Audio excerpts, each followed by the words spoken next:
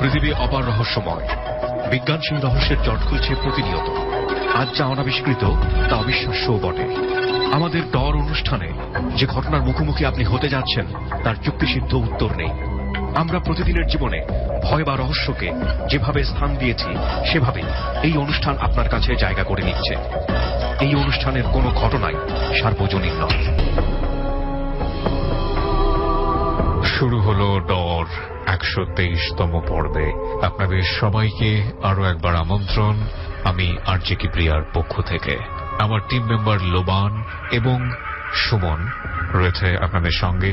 ডরের 123তম পর্বটি আপনারা শুনছেন কুমিল্লা জেলার কোন একটি রহস্য ঘেরা লাশ কাটা ঘরে বসে এই পর্বটি ধারণ করা হয়েছে। প্রিয় শ্রোতা, আমরা শুরুতেই সুমন এবং লোবানের সেখানে যাওয়ার কিছুটা সাউন্ড বাইট আপনাদেরকে শোনাবো। তারপর আজকে 11টা থেকে 12টা পর্যন্ত যার ভৌতিক ঘটনাটি এখানে উপস্থাপন করা হবে সে হচ্ছে সাফায়াত, যে মূলত আমাদের গত সপ্তাহে টিম মেম্বার হিসেবে জয়েন করেছিল ডরে। তার গল্পটি আমরা শুনব। শুরু করছি ডরের 123তম পর্ব।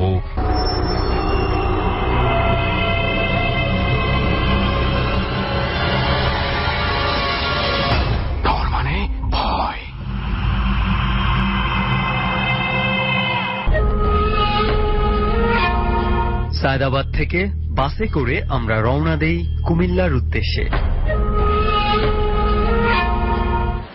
শুনবে রেডিওতে আমরা আসলে কোথায় এসেছি কোথায় যাচ্ছি এটা আসলে এখনো সবার কাছে ক্লিয়ার না। এতটুকু বলি যে আমরা আজকে এমন একটা জায়গায় এসেছি, এটা কুমিল্লা জেলারই কোনো একটা থানা এসেছি আমরা, বৃহত্তর কুমিল্লা। এখন ঘটনা হচ্ছে যে আমরা স্পেসিফিক জায়গাটার নাম এই জন্য বলছি না যে আমরা আজকে ডরটা খুবই সেন্সিটিভ একটা জায়গায় ধারণ করব। যদিও আমি জানি না এখনো কম্পাউন্ডের ভেতরে না পেলেও হয়তো কম্পাউন্ডের বাইরে আমরা একটা সুযোগ পেতে পারি। তো এটা প্রতি থানায় একটাই আছে, কারণ আমরা একটা থানাতে যাচ্ছি, মানে পুলিশ স্টেশনে যাচ্ছি। কিছু হইলে মায়ের এদিক সেদিক হবে না, রাইট। সো আমরা সেজন্য হচ্ছে যে আমরা কোনো নামটাই বলছি না, তবে একটা থানায় আমরা যাচ্ছি। এখন হচ্ছে আমি আর লোবান এখান থেকে একটা রিক্সা নিব এবং আমাদের তুমি না বললে যে সিএনজি পাওয়া যায় না, জিতে গেলে ভালো হতো না? না না, সিএনজি পাওয়া যাবে না এবং দূরত্বটা খুব বেশিও না, রিক্সাতে আমরা ইজি পৌঁছে যেতে পারবো। ওকে। আর রিক্সাও তো দেখছি না সুমন। রিক্সা একটু হাঁটলেই পেয়ে যাবো লোবান, একটু হাঁটতে হবে। আর তুমি একটা কাজ করো, ওই ফাঁকে বাকিরা গেস্টকে নিয়ে পৌঁছে গেছে কিনা তুমি একটু ফোন দিয়ে কনফার্ম হয়ে নাও। ওই ফাঁকে আমরা দেখি রিক্সার জন্য ওয়েট করি। আর একটু চাটাও দেখো না, ওই যে দেখা যাক দোকানটা খোলা আছে কিনা। চলো। ওকে, লেটস মুভ।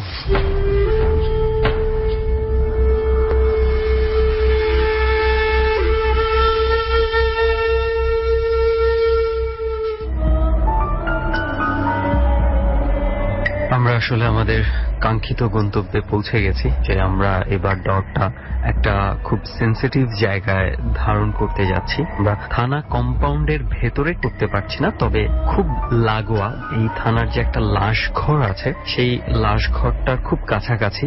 তো যাই হোক, আমরা এখন আমাদের মূল জার্নি শুরু করতে যাচ্ছি। এতক্ষণে সবাই জেনে গেছেন আমরা আসলে কেন নাম বলিনি আজকে যেই জায়গাটাতে বসে আছি। এখন কিন্তু মাঝরাতের মতো হয়ে গেছে, আমরা ডর রেকর্ড শুরু হবে। আজকে আমার সাথে একজন আছে শুধু, তো আমরা যাব তার কাছে। আমি আর যে সুমন রয়েছি আপনাদের সাথে, আর এই মুহূর্তে আমার অতিথি যিনি রয়েছেন তার পরিচয়টা একটু তার কাছ থেকেই আমরা নেই। আপনার ইন্ট্রোডাকশনটা একটু আপনি আবার দেন আমাদের সবাইকে। আমি সাফায়েত, একটা সফটওয়্যার ফার্মে জব করছি, সফটওয়্যার ইঞ্জিনিয়ার হিসেবে মালিবাগেই থাকি। আচ্ছা সাফায়েত ভাই, আমি আর টাইম ওয়েস্ট করতে যাচ্ছি না, সরাসরি আমি ঘটনায় যেতে চাই। আসলে যে এক্সপিরিয়েন্স করে তার কাছে জিনিসটা আসলে অনেক বেশি হরেবল, এবং অনেক সময় যখন বসে থাকি কিংবা চিন্তা করি তখন অনেক বেশি ট্রু। যে আসলে এই ঘটনাগুলো যাদের সাথে ঘটে তারা একটা যে মেন্টাল ট্রমার মধ্য দিয়ে যায়, আমরা যারা শুনি হয়তো ওই জিনিসটা আমরা ফিল করতে পারি না, আমরা শুধু জাস্ট থ্রিলটা অনুভব করতে চেষ্টা করি। কিন্তু যারা এই ঘটনার মধ্য দিয়ে যায় তারা আসলে এটার যে কি পেইন সেটা হারে হারে টের পায়। তো আমি সরাসরি আমার ঘটনায় চলে যাচ্ছি। শিওর। প্রথমে বলে রাখা দরকার যে আমি বিয়ে করছি লাস্ট 2 ইয়ার্স, প্রেম করেই বিয়ে করা। বাসা থেকে অনেক প্রবলেম ছিল, যার কারণে আমরা ইউনিভার্সিটি লেভেলে বিয়ে করে ফেলছি। আমার ওয়াইফকে নিয়ে আমি রাজশাহীতে একটা বাসা ভাড়া নিয়ে থাকি। সেখানে আর কি বেশ কিছু প্রবলেম আমরা ফেস করি। আমরা এক বাসায় থাকছি, ক্যাম্পাসে ক্লাস করতেছি, একেবারে শেষ মুহূর্তে আমার ক্লাস তখন মাস্টার্স কমপ্লিট হয়ে যাবে, এরকম একটা মোমেন্ট। তো আমাদের ভিতরে ইন্টিমেসি অনেক বেটার এবং দুজন দুজনকে অনেক বেশি বুঝি। বাট কেন জানি রাত গভীর হওয়ার সাথে সাথে আমাদের ভিতরের দূরত্ব তৈরি হয়, দূরত্বটা আসলে অনেক বেশি বেড়ে যাচ্ছিল। সে তার মতো ঘুমাচ্ছে, আমি আমার মতো কাজ করছি, দুজনের মধ্যে সেরকম কোনো ইন্টিমেসি নাই। তো জিনিসটা আমরা বেশ অনেকদিন ধরেই ফলো করতেছি। তো একদিন মনে হইলো যে না, এটা তো চলতে পারে না। আমার ওয়াইফ মোটামুটি প্রতিটা দিন রাত 9টার দিকে ঘুমায় যেত এবং উঠতো হচ্ছে সকাল 11টা 12টা। আমি সারা রাত ধরে কাজ করতাম। কিছুদিন ধরে মনে হচ্ছে যে আমাদের সাথে সামথিং কিছু একটা ঘটতেছে, টুকটাক কথা কাটাকাটি। হঠাৎ করে আমার হাত একদিন কেটে যায়, ওই দিনই আর কি হাতের হাড়ি পড়ে যায়, প্লাস আমাদের ভিতরে দূরত্বটা এই কারণে আরো বেশি বৃদ্ধি পায়। তো বললাম যে না, এটা তো হইতে পারে না, ব্যাপারটা কি। তখন আমরা সিনিয়রদের সাথে কথা বলার চেষ্টা করছি, পাশের বাসার ভাবি ভাই এদের সাথে কথা বলার চেষ্টা করছি যে আসলে আমাদের সাথে কি হইতেছে। তার মধ্যে একটা ঘটনা আপনাদের সাথে শেয়ার করতে চাই যে আমরা সচরাচর বিকেলবেলা একটা বাইরে বারান্দায় বসে গল্পের বই পড়ে কিংবা গেমস খেলে আমরা পার করতাম। হঠাৎ করে আমাদের ভিতরে কোনো রিজন ছাড়া আমাদের ভিতরে একটা গন্ডগোল শুরু হয় এবং গন্ডগোলের এক পর্যায়ে সে আমার গলা ধরে।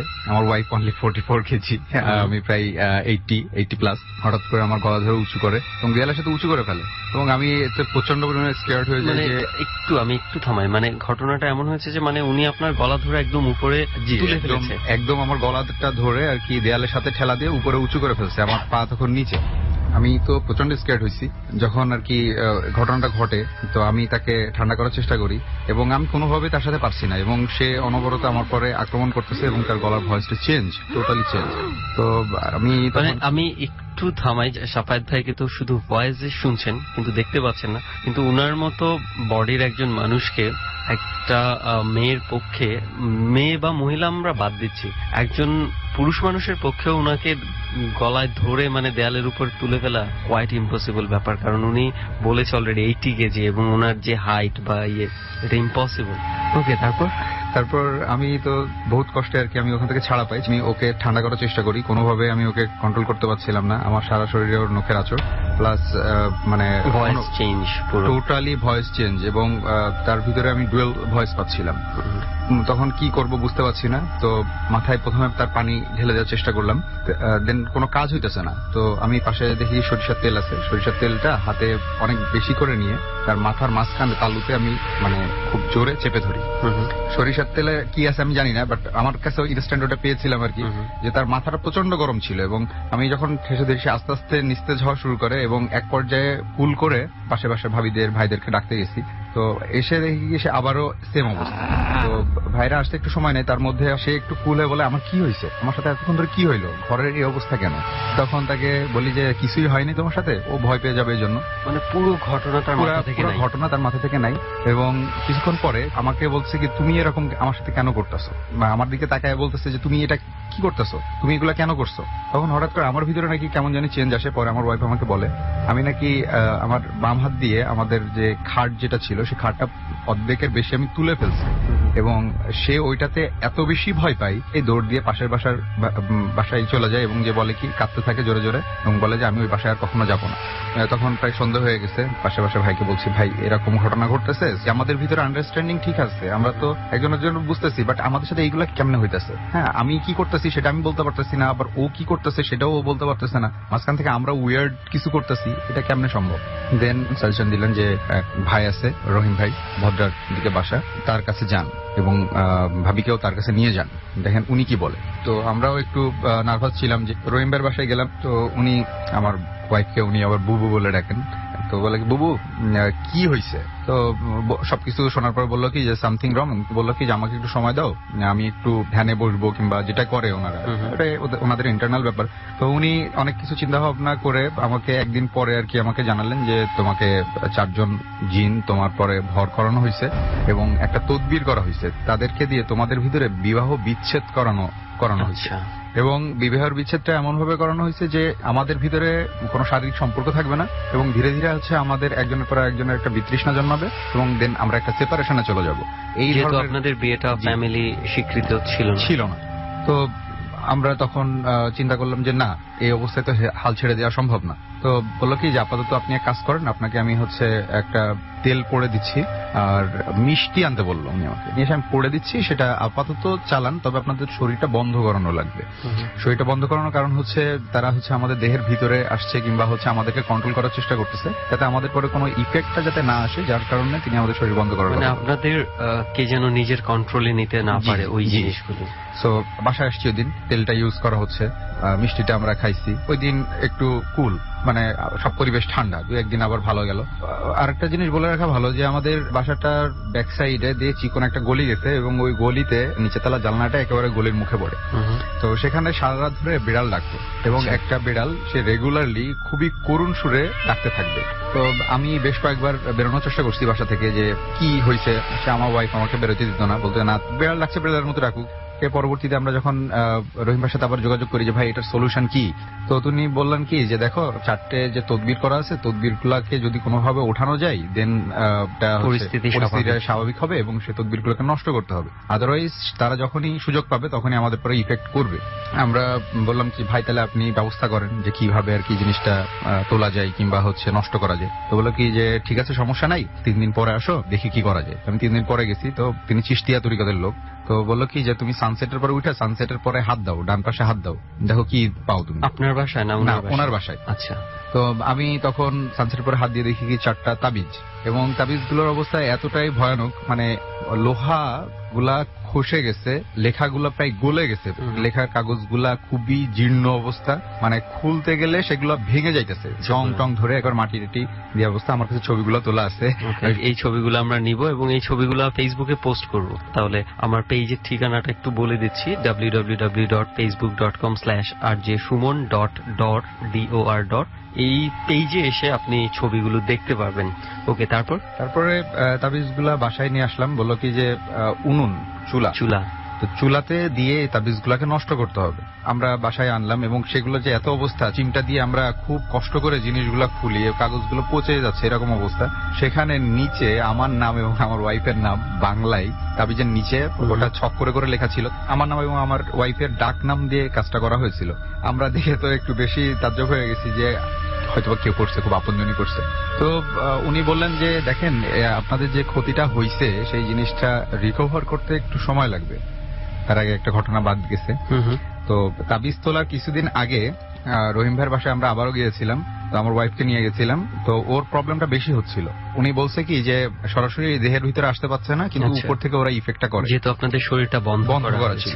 ওকে যখন চেয়ারের পরে বসানো হয়েছে, আমি আছি, রহিম ভাই আছে, সাথে আরেকজন মানে হুজুর গোছের একজন লোক। আমাকে বললো কি যে দুলা ভাই আপনি বুবুকে পিছন থেকে একটু শক্ত করে ধরে রাখবেন যেন বুবু উঠে না যায়। তো আমি তাকে শক্ত করে পিছন দিক থেকে হাত দুটা ধরে রাখছি চেয়ারের পিছনে। তো জাস্ট কানের কাছে মুখটা নিয়ে রহিম ভাই জাস্ট দোয়া পড়ে জাস্ট কানে ফু দিছেন। তো তখন আমার ওয়াইফ টোটাল আবার ভয়েস চেঞ্জ হয়ে গেছে এবং তাকে কোশ্চেন জিজ্ঞাসা করা হইতেছে যে তুমি কোথা থেকে এসছো, তুমি এদেরকে কেন ক্ষতি করতেছো। সে বলতেছে এবং তার ভয়েস শুনে আমি তো পুরো অবাক হয়ে গেছি যে আমার ওয়াইফের ভয়েস কেমনে একটা ছেলে মানুষের ভয়েসের মতো হয়ে যায়, এবং তার শরীর আমি ধরে আছি, আমি তার দেহের হিটটা অনুভব করতেছি যে সেটা আসলে কতটা মানে উষ্ণ। যেহেতু শরীর বন্ধ করা ছিল এবং তারা উপর থেকে কাজ করতেছিল, মানে উনি বহুত চেষ্টা করে শরীরের ভিতরে নিয়ে আসতে পারেন নাই, জিনটাকে যে শরীরের ভিতরে আনলে দেন তিনি ওটাকে ক্যাপচার করবেন, বা কিন্তু বহুত চেষ্টা করার পরেও আর কি নিয়ে আসতে পারেন নাই। বললো কি যে সময় লাগবে আপনাদের। লাস্ট 1 ইয়ার্স আমরা ওইটা রিকভার করার চেষ্টা করছি, 70-80% রিকভার হয়েছে, বাট পুরোপুরি রিকভার হয় নাই। তবে ডে বাই ডে এটা ভালো হচ্ছে, কিন্তু এটার জন্য যে আমাকে কতটা সাফার করতে হয়েছে, কতটা ভয়ের ভিতরে আমাদেরকে থাকতে হয়েছে, ঠিক আছে, এটা আসলে পার্সোনাল যারা কাছে থেকে দেখছে তারা ছাড়া এই জিনিসটা আসলে বুঝবে না।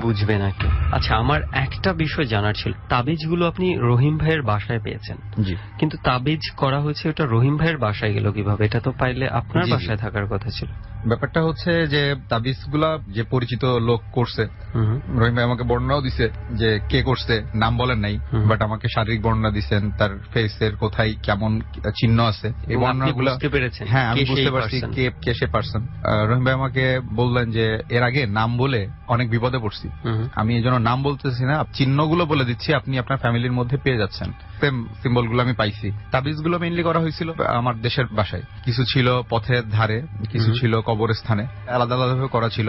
এবং আমি কিউরিওসিটির বশত আমি তাকে জিজ্ঞাসা করছিলাম, রহিম ভাই আপনি জিনিসগুলো কিভাবে নিয়ে আসলেন? অ্যাকচুয়ালি ওনার জিন আছে, সেই জিনকে দিয়ে তাবিজগুলো তোলানো হয়। তো বলে কি যে যারা হচ্ছে এই ধরনের শিরক করে কিংবা হচ্ছে কুফরি কালামগুলো করে, খারাপ জিনদের একটা দল থাকে, নট এ সিঙ্গেল জিন, একটা দল থাকে, তাদেরও একটা দল থাকে, ভালো জিনদের একটা দল। তো যখন তাবিজটা তুলতে পাঠানো হয় তখন তাদের ভিতরে নাকি একটা ইন্টারনাল ক্ল্যাশ হয়। তো শেষ পর্যন্ত এরা আর কি জিনিসটা রিকভার করে নিয়ে আসতে পারছে, সব জায়গায় পারে না হয়তো। আচ্ছা, আপনার যেই জায়গাগুলোতে তাবিজগুলো পুঁতেছে ওই জায়গাগুলো দিয়ে আপনার কখনো যাতায়াত ছিল? আপনি বলেছিলেন একটা রাস্তায় পড়েছিল, ওই রাস্তা দিয়ে আপনি ওই রাস্তাটা হচ্ছে আমার গ্রামের বাসার রাস্তা, ওখানে যাতায়াত হয়েছে আমার। এবং আরেকটু অ্যাড করি সুমন ভাই, আমার ওয়াইফের যাতায়াতের রাস্তাও সেখানে রিলেটেড ছিল, মানে যেখানে তাবিজ পাওয়া গেছে। রাইট, সেই জন্যই আমি বলেছিলাম। আপনি যেটা বললেন যে কবিরাজরা অনেক সময় নাম বলতে চায় না যারা, রাইট, এটা আমি দেখেছি, আরো কয়েকজনের সাথে আমার কথা হয়েছে, স্পেসিফিক নামটা মেনশন করতে চায় না। সো এনিওয়েজ, যেটা আপনার সাথে ঘটেছে এটা যে কতটুকু ভয়ঙ্কর এটা আমরা এখানে থেকে আসলে বোঝা সম্ভব না। তবে আলটিমেটলি যেটা আমাদের শুনে ভালো লাগছে যে আপনারা ধীরে ধীরে রিকভার করছেন। তো শাফায়েত ভাই, আপনি যেটা বলেছিলেন যে আসলে আমরা তো জানি যে জিনের মধ্যে আসলে ভালো খারাপ দুটোই আছে, এবং এটাই ট্রু যে আপনি রোবট বানানো হয়, রোবটকে আপনি কিভাবে কাজে লাগাবেন সেটা হচ্ছে দেখার বিষয়। এবং আপনি যাদেরকে খারাপ কাজে মানে ডাইভার্ট করছেন মানুষের ক্ষতি করার জন্য, ডেফিনেটলি এটা তো একটা বাজে কাজই করা হচ্ছে এবং কুফরিরই অংশ বিশেষ। এবং যেই পরিণতিগুলি আলটিমেটলি ভালো হয় না, যারা কুফরি করে থাকে, এই ধরনের ঘটনা ঘটিয়ে থাকে, ভালো হয় না। সো এরকম কয়েকটা ঘটনা কিন্তু ডরে আমরা অলরেডি পেয়েছি, জিন দিয়ে কুফরি করত এবং একটা পর্যায়ে তাদের করুণ পরিণতি হয়েছে যারা এই ধরনের কাজের সাথে জড়িত। আই থিঙ্ক যারা এই ধরনের কাজগুলো মাথার মধ্যে এনে থাকেন তারা একটু বুঝে শুনে কাজগুলো করবেন। যে আপনি যখন কোনো মানুষকে ক্ষতি করতে যাচ্ছেন, আমি যতটুকু জানি জিনদেরকে আপনি যখন কোনো কিছু কাজে লাগাচ্ছেন, ধরতে গেলে এক কথায় আপনি বাধ্য করে করছেন তাদেরকে, এবং সেক্ষেত্রে তারাও কিন্তু অনেক সময় প্রতিশোধ পরায়ণ হয়ে যায়, রিভেঞ্জ নেওয়ার চেষ্টা করে, এবং এটা আপনার উপরও হতে পারে যে এটাকে তাদেরকে পরিচালনা করার চেষ্টা করছে। সো আমার মনে হয় এটা বুঝে শুনে আগুন নিয়ে না খেলাই ভালো। আমারও রিকোয়েস্ট। সো সাফায়েত ভাই, একটা ঘটনা আছে রাজশাহীর। সো আমরা ইনস্টিটিউটের নামটাম না বলি, আমরা ঘটনাটা একটু শুনি। অ্যাকচুয়ালি আমি রাজশাহী শহরে প্রায় 6 বছর পড়াশোনার জন্য থাকছি। কালচার এবং মানুষের সাথে অনেক ওঠা বসা হয়েছে। নিজের পার্সোনাল এক্সপিরিয়েন্স আগে আছে কিছু, তো যার কারণে আমি বিভিন্ন জায়গায় বিভিন্ন লোকের কাছে বিভিন্নভাবে কিছু তথ্য উদ্ধার করার চেষ্টা করছি। তো ঘটনাটা হচ্ছে একটা হলের ঘটনা। আমি আমার ফ্রেন্ডের সাথে দেখা করতে গেলাম। তো ফার্স্ট ইয়ারে যখন পড়ি তখন দেখা করতে গেছি। তো দেখি কি যে একটা রুম আর কি সিলগালা করা, দরজাটা আর কি প্লাস্টার করে ওটা জানলা দরজা টোটাল বন্ধ করে দেয়। তো আমার একটু কিউরিওসিটি জাগে যে অ্যাকচুয়ালি এই রুমটা এরকম সিলগালা কেন করে দেওয়া আছে, একটা রুম থাকলে তো আরো 4টে স্টুডেন্ট থাকতে পারত। তো আমি এটা নিয়ে আমার মাথায় ঘুরতে থাকে। তো ক্যাম্পাসের অনেক সিনিয়র কিছু কর্মচারী যাদের বয়স প্রায় 60-70, যারা যুদ্ধ দেখছে কিংবা ওই সময় থাকছে, ক্যাম্পাসের অনেক হিস্ট্রি জানে, এরকম কয়েকজন কর্মচারীর সাথে আমি যোগাযোগ করি এবং চেষ্টা করি যে বের করা যে আসলে ঘটনাটা কি। তার ভিতরে একজন আমাকে বলেন 90 দশকের দিকে তখন আর কি রাজশাহী ইউনিভার্সিটি হলগুলোতে মহিলা গেস্ট এলাও ছিল, এরকমই শুনছি। তো আর কি সে সময় একটা বড় ধরনের একটা ক্ল্যাশ হয়, মারামারি হয়, যে সময় হলটা ভ্যাকেন্ট হয়ে যায়। ক্যাম্পাসে একজন নেতা তার গার্লফ্রেন্ডকে নিয়ে মানে রুমে আসছিল, তাকে রুমে আসছে, খাবার টাবার দিয়ে গেছে। তো হঠাৎ করে ওই সময় আর কি গন্ডগোলটা শুরু হয়।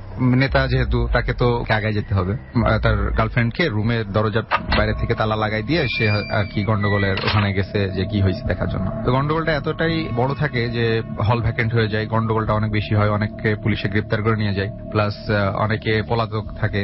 সেই নেতার কি হয়েছিল সেটা আমরা জানতে পারি নাই।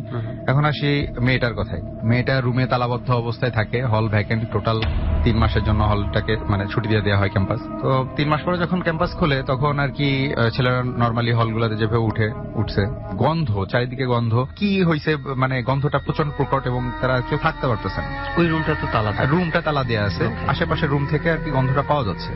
তো তখন আর কি কোন রুম থেকে গন্ধটা আসছে এটা দেখার জন্য যখন খোঁজাখুঁজি করা হয় তখন দেখা যায় যে রুমটা তালাবদ্ধ করা, দরজার নিচে যে জায়গাটা থাকে ওখান দিয়ে পিঁপড়ার একটা শাড়ি কোনো কিছু যখন নিয়ে যাচ্ছে, হ্যাঁ একটা দল বেঁধে নিয়ে যাচ্ছে এই টাইপের একটা।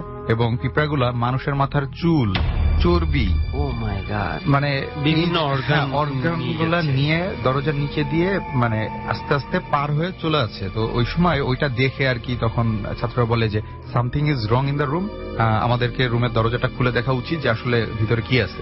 যখন ঢোকা মানে তালাটা ভাঙা হয়, প্রভোস্ট প্রক্টর সবাই এসে রুমের তালা খোলা হয়, কর্তৃপক্ষকে নিয়ে নিতে হ্যাঁ, হয়। তারপর আবার নেতার রুম।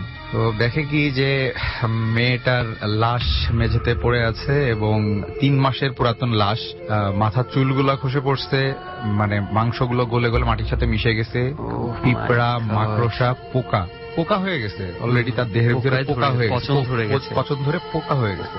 তো স্টুডেন্টরা জিনিসটা আর কি দেখে আর কি মানে টিচাররা সবকিছু ধরাধরি করে আর কি লাশটা কোন রকম ময়নাতদন্ত করে, যেহেতু একটা মার্ডারও তো হইতে পারে, হ্যাঁ, তো ময়নাতদন্তের জন্য লাশটাকে নিয়ে যাওয়া হয়। পরবর্তীতে আর কি লাশটাকে হ্যান্ড ওভার করা হয়, তার অলংকার এবং ভ্যানিটি ব্যাগ এগুলা থেকে আর কি তথ্য আইডেন্টিফাই করে লাশটাকে হস্তান্তর করা হয়। রুম পরিষ্কার করে পরবর্তীতে হলে আবার অ্যালার্ট দেওয়া হয়। রুম পরিষ্কার করে পরবর্তীতে হলে আবার অ্যালার্ট দেওয়া হয়। রুমগুলাতে নতুন স্টুডেন্টরা ওঠে, কিন্তু ওই ছেলের কোনো খবর পাওয়া যায়নি, হয়তো বা গন্ডগোলের সময় মারা গেছে কিংবা পুলিশে ধরে নিয়ে গেছে, তার কোনো খবর আমাকে দিতে পারেনি কেউ। তো রুমে নতুন করে যখন ছেলেরা উঠে থাকা শুরু করে, রাত্রেবেলা রুমটা অনেক হিট হয়ে যায়, বিশেষ করে রাত 11টার পর থেকে রুমটা অনেক বেশি হিট হয়ে যায়, রুমে থাকার মতো অবস্থা থাকে না। তো রাত যত গভীর হয়, যারা রুমে থাকে তারা এক্সপিরিয়েন্স করতে থাকে কোনো একটা কণ্ঠস্বর ভেসে আসতেছে, আমাকে পানি দাও, আমাকে খাবার দাও, আমাকে দরজা খুলো, আমাকে এভাবে কেন আটকায় রাখছো, এই টাইপের শব্দ করে কান্নাকাটি করার শব্দ আসে, প্রচন্ড তীক্ষ্ণ একটা আওয়াজ।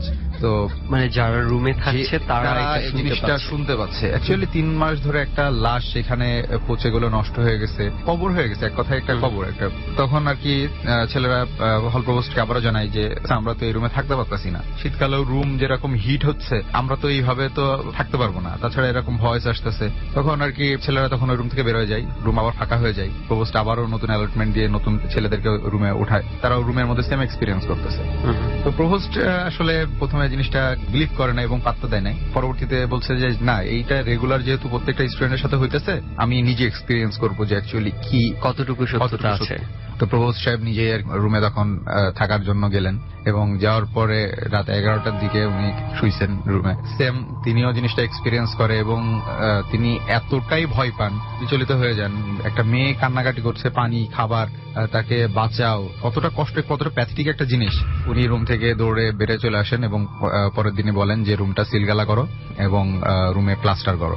রুমটা অ্যাকচুয়ালি এখনো পর্যন্ত বন্ধ আছে। প্লাস্টার বলতে দরজা জানলা টোটালি একেবারে দেয়াল তুলে প্লাস্টার করে দেয়। এটা কি এখনো পর্যন্ত এইভাবেই আছে? ও মাই গড, আমার একবার মানে রুমটা তো আর দেখার কোনো স্কোপ নেই, মানে অ্যাটলিস্ট বাইরে থেকে দেখার অনেক ইচ্ছে ছিল। আমরা যেহেতু পুরো হলের নাম বা কোনো কিছু আমরা স্পেসিফিক করে বলিনি, তবে যারা ডর এই মুহূর্তে শুনছে অনেকেই হয়তো বা এই ঘটনাটার সাথে পরিচিত বা জানে, হয়তো তারা চাইলে একবার দেখতে পারেন আসলে কি অবস্থা। আমি যখন ভাবছি শুধু সেই মৃত্যুটার কথা, মানে আসলে অনেক প্যাথেটিক ভাবে একটা মৃত্যু ঘটেছে। এবং এইসব ক্ষেত্রে যেটা হয় যে আত্মা বলি বা যেটাই বলি না কেন, এই ধরনের কেসের ক্ষেত্রে এই জিনিসগুলা সহজে নিজের বডির মায়াটা ছাড়তে পারে না, কোনো না কোনো ভাবে থেকে যায়। সো এই জন্য হয়তো বা এক্সিস্টেন্স ওখানে রয়ে গেছে বা কিছু একটা। আমি ইউনিভার্সিটিতে পড়ছি এবং খুব কাছ থেকে আর কি যিনি আমাকে ঘটনাটা বলছেন, অনেক সিনিয়র একজন পার্সন, হয়তো বা এতদিন রিটায়ার্ড করছেন। ঘটনাটা মানে যখনই আমার মনে হয় আমি চিন্তা করি যে অ্যাকচুয়ালি মানুষের মৃত্যু কতটা নির্মম। আমি আরেকটা বিষয় চিন্তা করি যে যারা এই ঘটনাটা জানে, এখন যারা ওখানে আছে, হয়তো এই রুমে নাই, রুমের আশেপাশে আছে, ওই রুমের সামনে দিয়ে ওদেরকে যাতায়াত করতে হয় এবং ঘটনাটা তারা জানে, তাদের কি অবস্থা, বিশেষ করে যদি রাতের বেলা যাতায়াত করতে হয়, খুব মাঝরাতে। ওকে, আমরা আর ওই দিকটাতে আর না বাড়ি। যারা জানার নিজ উদ্যোগে আরো একটু ইনভেস্টিগেট করে জেনে নেবেন যে আসলে ঘটনাটা কি। তো শফায়েত ভাই, আরো একটা মনে ছোট্ট ঘটনা রয়ে গেছে আপনার ঝুলিতে এখনো আমাদের সাথে শেয়ার করার বাকি, সো আমরা সেটার দিকে যাই। এটা আসলে আমি যখন ক্লাস 9-10 পড়ি, আমাদের বাসাটা করা হয়েছে যশোরে, আমার বাসা। তো যশোরের ঘটনা এটা। পরপর 5টা রাত আমি 5টা সিকোয়েন্সের স্বপ্ন দেখি এবং প্রত্যেকটা স্বপ্নই এত বেশি ইফেক্টিভ, আমাকে আমার বলা নিষেধ আছে। তো তার ভিতরে একটা স্বপ্নের কথা আমি জাস্ট আপনাদের সাথে শেয়ার করছি। এটা হচ্ছে অ্যাকচুয়ালি স্বপ্ন না, স্বপ্নের সাথে বাস্তবের অনেক বড় একটা মিল। অ্যাকচুয়ালি কেন জিনিসটা ঘটছে কিংবা কেন আমার সাথে এই ধরনের সিম্বল গুলো দেখানো হয়েছে, সেই জিনিসগুলো আমি এখনো পর্যন্ত উদ্ধার করতে পারি নাই। তো তো ঘটনায় চলে আসি। তো আমি ঘুমাইছি রাত্রেবেলা। আমি তখন মোটামুটি নামাজ পড়া হতো মোটামুটি 12টা 1টার দিকে আমি এশার নামাজ পড়তে যেতাম। আর ম্যাক্সিমাম দিন দেখা যাচ্ছে পড়াশোনা করতে করতে আমার অনেক রাত হয়ে যেত, কোনোদিন 2টা 3টার দিকেও নামাজ পড়ছি আমি। তো এশার নামাজটা এত লেট করে পড়ার একটা বদ অভ্যাস হয়ে গেছিল, এবং নামাজটা এত বেশি মনোযোগ দিয়ে পড়তাম যে নামাজ পড়তে পড়তে ওই সময় দেখা যাচ্ছে চোখ দিয়ে পানি চলে আসতো, মানে খুব গভীর একটা সময় মনোযোগ নামাজ। দিয়ে। তো ঘুমাইছি, স্বপ্নটা দেখছি ভোরের দিকে। দেখছি কি যে অ্যাকচুয়ালি আমাদের যে এলাকা, ওই এলাকাতেই আমি আছি। রাস্তাঘাটে কেউ নাই, একবার শুনশান রাস্তাঘাট। হুদহুলির সময় যদি বৃষ্টি হয়, হালকা হালকা মেঘ থাকলে একটা ওয়েদারের একটা কালার আসে, একটা লালচে অন্ধকার কালার। তো ঠিক ওরকম একটা মোমেন্ট, এবং চারিদিকে কোনো কিছুই নাই, একটা পাখির শব্দ নাই, একেবারে থমথমে একটা পরিবেশ। তো বলে রাখা ভালো যে আমার নানার বাসা আমার বাসা থেকে খুব বেশি দূরে না, খুব কাছাকাছি। তো নানার বাসা থেকে আমার নানি আমার খালাতো বোনটাকে কোলে করে নিয়ে আমাদের বাসার দিকে আসছে, ঠিক ওই মোমেন্ট। তো আমি আগায় গেছি, তো নানিকে বলছি যে নানি তুমি কাকে নিয়ে যাচ্ছ আমাদের বাসায়? তো নানি বলছে কেন, তোর বোনকে নিয়ে যাচ্ছি, তোর খালাতো বোন। তো আমি বললাম যে আমার তো মনে হইতেছে না এটা আমার খালাতো বোন, তুমি এটা কাকে নিয়ে যাচ্ছ? তো বলছে কি যে আগে বাসা পর্যন্ত যাই, তারপরে দেখা যাবে, রাস্তার মধ্যে এত কথা বলিস কেন? তো আমি নানিকে ফলো করতেছি, নানি বাচ্চাটাকে কোলে নিয়ে যাচ্ছে আমাদের বাসার ঢোকার রাস্তায়। সামনে হচ্ছে লম্বা গ্যারেজের মতো জায়গা পড়ে, এবং তারপর সিঁড়িঘর। তো সিঁড়িঘরের ঢোকার ঠিক আগে ক্লপসিকল গেট, তো গেটের ওখানে দাঁড়াইছে। আমি ওই যে নানির পিছন পিছন, আমার খালি মনে হচ্ছে যে নানি কেন এই মেয়েটাকে নিয়ে আমাদের বাসায় যাইতেছে, সামথিং ইজ রং। তো আমি যখন মেয়েটার চোখের দিকে তাকাই, মেয়েটা আস্তে আস্তে বড় হয়ে যাচ্ছে, গ্রো আপ করতেছে, এবং এত বেশি গ্রো আপ করতেছে। একটা 6 মাস 7 মাসের বাচ্চা যদি গ্রো আপ করে একটা ফুল একটা মানুষের মতো ফিগার ধারণ করে, তাহলে সেই জিনিসটা কেমন হইতে পারে একটু ইমাজিন করলে বুঝবেন। ইমাজিন, যদিও বর্তমানে যারা যে অবস্থা থেকে ডর শুনছি, ইমাজিন করলে আপনার কাছে হয়তো বা ফানিও মনে হতে পারে বিষয়টা। Is it possible? বাট যখন আপনি যদি আপনার সাথে ঘটে যায় বা আপনি যদি দেখে থাকেন, তখন আসলে বুঝতে পারবেন যে is it possible or not. তো আমি তখন একটু ভয় পেয়ে যাই, এবং সূরা নাস পড়া শুরু করি স্বপ্নের মধ্যে। এবং সূরা নাস পড়তে পড়তে আমি ওই বাচ্চাটা অলরেডি তখন আমার সমান গ্রো আপ করছে, অলরেডি 5 ফিট 4 ইঞ্চি মতো গ্রো আপ করছে। আমি তার ঘাড় ধরে মানে নিচের দিকে চাপা শুরু করি, যেভাবে ঠেসে ধরে মাটি। আচ্ছা, আমি স্বপ্নের মধ্যে, এবং তাকে প্রেসারাইজ করে এত পরিমাণে প্রেসারাইজ করছি, এবং সে উল্টো ফোর্স দিচ্ছে আমাকে, আমি তাকে প্রেসারাইজ করতেছি, আর জোরে জোরে আর কি কলমা পড়তেছি। একটা যুদ্ধ হচ্ছে, তার সাথে আমার ফুললি একটা ফাইট হইতেছে। সে গ্রো আপ করতেছে, আমি তারা গ্রো আপ করতে দিতেছি না। আস্তে আস্তে তারে মাটির ভিতরে একেবারে পুরা মিশায় ফেলছি, এবং মিশানোর পরে তাকে আমি পুরা ডোলে মাটির সাথে পুরা মিশায় দিছি। তো ওইটা দেখার পরে হঠাৎ করে আমি ভয় পাই, এবং আমার ঘুম ভেঙে যায়। এবং আমি তখন চিন্তা করি যে ভোরবেলা, এত ভোরবেলা বাইরে যাওয়া পসিবল না, তখন ফজর আজান হচ্ছে। আমি চিন্তা করছি সকাল কখন হবে, সকাল কখন হবে। তো আমি সকালবেলা তখন 6টা 6:30 বাজে, একটু আলো ফুটছে। আমি ঠিক যেখানে আর কি জিনিসটাকে একেবারে মাটির সাথে মিশায় দিছি, আমি ঠিক ওই জায়গায় যাই, এবং লোকেশনটা থাকে ঠিক এরকম যে আমি যেখানে ঘুমাইছিলাম, আমার যে মাথা যেদিকে ছিল, মাথা থেকে 90 ডিগ্রি অ্যাঙ্গেল করে একেবারে নিচের দিকে, আমি 2 তলায় ঘুমাইছিলাম, নিচে ঠিক যে জায়গাটা হয় আমার সোজাসুজি, আমার মাথার সোজাসুজি ঠিক সেই জায়গাতে একটা কাক মরে পড়ে আছে। আমি মানে এত বেশি সারপ্রাইজড হই, এত বেশি থান্ডার্ড হয়ে যাই। ঘটনাটা স্বপ্নে দেখতেছি রাত্রেবেলা, আমি সকালে যাবো। আসলে এটার সাথে এটার কানেকশনটা কি? কানেকশনটা আসলে কি, এটা আসলে মানে আমার ক্লিয়ার না, এই কনসেপ্টটা আসলে আমার এখনো ক্লিয়ার হয়নি। বিকজ এই যে 5টা যে স্বপ্ন আমার পরপর 5 নাইটস এবং পরপর 5টা রাতে আমি দেখছি, এবং মানে এগুলো অ্যাকচুয়ালি আমার ফ্যামিলিগতভাবে আমাকে বাইরে বলার নিষেধ আছে, কিন্তু এর রহস্য এখনো পর্যন্ত আমি বের করতে পারিনি। ওকে, কিন্তু এখনো। আচ্ছা, কাকটা যে মরে পড়েছিল, এটা কি ধরনের? হয়তো বোঝা যায় না যে কোনো কিছু টর্চার করে মারা হয়েছে কাকটাকে, অথচ এদের এইভাবেই মরে পড়ে আছে। জিনিসটা এরকম, ফ্লাশটা দেখলে মনে হচ্ছে যে ওটা থেকে কোনো ব্লাড বের হয় নাই। আচ্ছা, কোনো ব্লাড বের হয় নাই, তবে সে কোথাও আঘাত পাইছে। আচ্ছা, এবং আঘাত পেয়ে ওখানে পড়ে আছে। হ্যাঁ, মানে আমি এই জিনিসটা চিন্তা করছি এইভাবে যে অ্যাকচুয়ালি যদি কাক তো মরতে পারে, দুনিয়ায় কত শত শত কোটি কোটি কাক আছে, হ্যাঁ কাক তো একটা মরতেই পারে। সেটা তো আমার হেডেক না, আমার হেডেক হইতেছে যে আমি স্বপ্ন দেখতেছি যে আমি একটা জিনিসকে মাটির সাথে মিশায় ফেলছি, ফোর্স দিছি, এবং সকালবেলা মানে আজানের পর থেকে আমি ঘুমাইতে পারতেছি না যে কি নিচে কি হয়েছে সেটা আমার দেখার জন্য, এবং সরাসরি নিচে যে দেখতেছি সেখানে একটা কাক মরে পড়ে আসছে। এটার মতো কাকতালীয় ঘটনা আর কি হইতে পারে, কিন্তু জিনিসটা একটু অদ্ভুত। জিনিসটা কাকটা কি করেছিলেন, কিছু করেছিলেন? পরবর্তীতে ওটাকে নিয়ে আমি এক জায়গায় ফেলে দিয়ে এসেছি। তবে আমি জানি না, অত বিশ্লেষণও আমি যাচ্ছি না এটা নিয়ে, তবে এতটুকু বলতে পারি আপনি ঘুমের মধ্যে করেন বা যেটাই করেন, আমার ধারণা আপনি একটা ভালো কাজই করেছেন। আপনি হয়তো বা ইন্টেনশনালি হোক বা আনইনটেনশনালি হোক কোনো কিছু একটা নেগেটিভ এনার্জিকে কোনো না কোনো ভাবে ডমিনেট করতে পেরেছেন। ওকে সাফায়েত ভাই, অনেক অনেক ধন্যবাদ। মানে অনেকদিন পর আমি আরো দুর্দান্ত রকমের কিছু ঘটনা শুনেছি, যেগুলো শুনলে আসলেই একদম গায়ে কাটা দিয়ে ওঠার মতো। সো অনেক অনেক থ্যাঙ্কস আমাদের জার্নিতে এসে আপনার ঘটনাগুলো শেয়ার করার জন্য আমাদের সাথে। শোন ভাই, আপনাকেও অনেক অনেক বেশি ধন্যবাদ আমাকে এখানে নিয়ে আসার জন্য। আর তাছাড়া আসলে লাইফে অনেক অনেক জায়গায় অনেকভাবে এক্সপিরিয়েন্স করছি, অনেক কিছু শুনছি, অনেক কিছু দেখছি। আমি জানি সাফায়েত ভাই, আপনার সাথে আমার আরো যে কথা হয়েছে, আপনার কাছে আরো অনেক ঘটনা আছে। ইভেন আপনি অনেককে জানেন যাদের সাথে এই ধরনের ঘটনা ঘটে চলছে এবং অদ্ভুত ধরনের ঘটনা।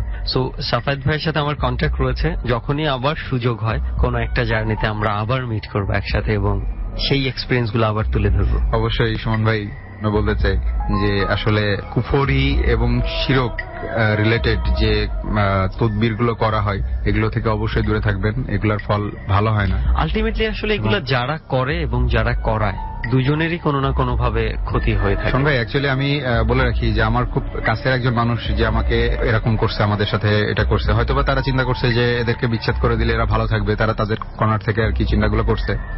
আমি ইচ্ছা করলে হয়তো তখন যে সিচুয়েশন ছিল তাদের জন্য আমি রিয়াক্ট করতে পারতাম কিংবা পাল্টা ব্যবস্থা নিতে পারতাম, কিন্তু অ্যাকচুয়ালি আমি অনেক কমপ্লেক্স একটা প্রসেসের মধ্যে গেছি। হয়তোবা সবগুলো কাহিনী কিংবা কারণ ডিটেলস বলা সম্ভব না সময় স্বল্পতার কারণে। তো আমি ইচ্ছা করলে তাদের অনেক ক্ষতি করতে পারতাম এবং এমন ক্ষতি হইতো তাদের সেটা আসলে তারা কখনোই সেই জিনিসগুলো চিন্তাও করতে পারতাম।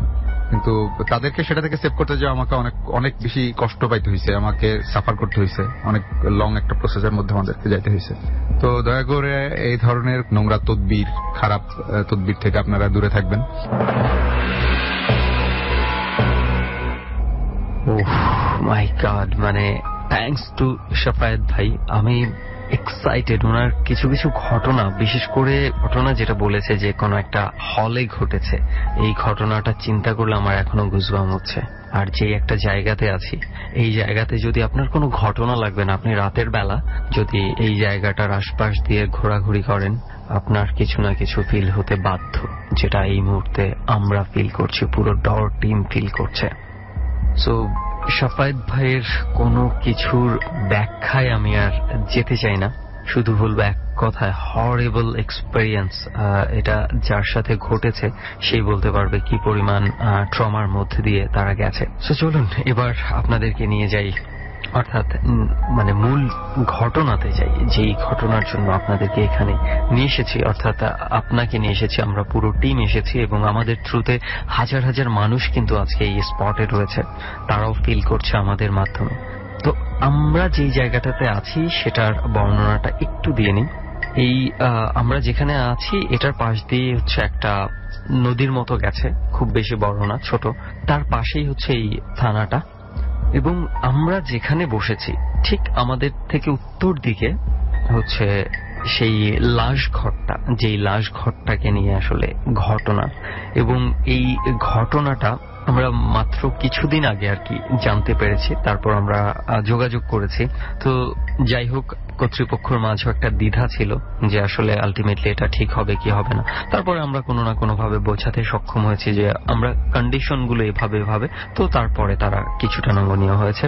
তো যাই হোক, আমরা এখান থেকে আপনারা যেই ঘরটা দেখতে পাচ্ছেন, এটা থানার প্রায় সামনের দিকে একটা ঘর রয়েছে, যেটা হচ্ছে লাশ ঘর এবং লেখাও রয়েছে। এখানে হচ্ছে থানাতে নিশ্চয়ই যে লাশগুলো আনা হয় সেটা নিশ্চয়ই স্বাভাবিক মৃত্যুর কোনো ঘটনা থাকে না। যখনই কোনো অস্বাভাবিক মৃত্যু ঘটে এবং এটার পেছনে অনেক রহস্য থাকে বা বুঝতেই পারছেন, সেই লাশগুলোই কিন্তু এখানে আনা হয়। এখানেই লাশগুলো রাখা হয়।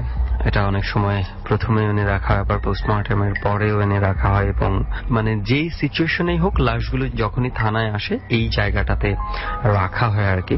তারপর ফর্মালিটিস গুলো শেষ করে লাশের স্বজন বা যথাযথ কর্তৃপক্ষের হাতে তুলে দেওয়া হয়। তো এখানে ঘটনাটা যেটা হচ্ছে যে রাতের বেলা যারা দায়িত্বে থাকে, যে পাহারার দায়িত্বে থাকে বা যাদের রোটেশন চলে, তাদের কিছু অবজারভেশন রয়েছে এই ঘরটাকে কেন্দ্র করে।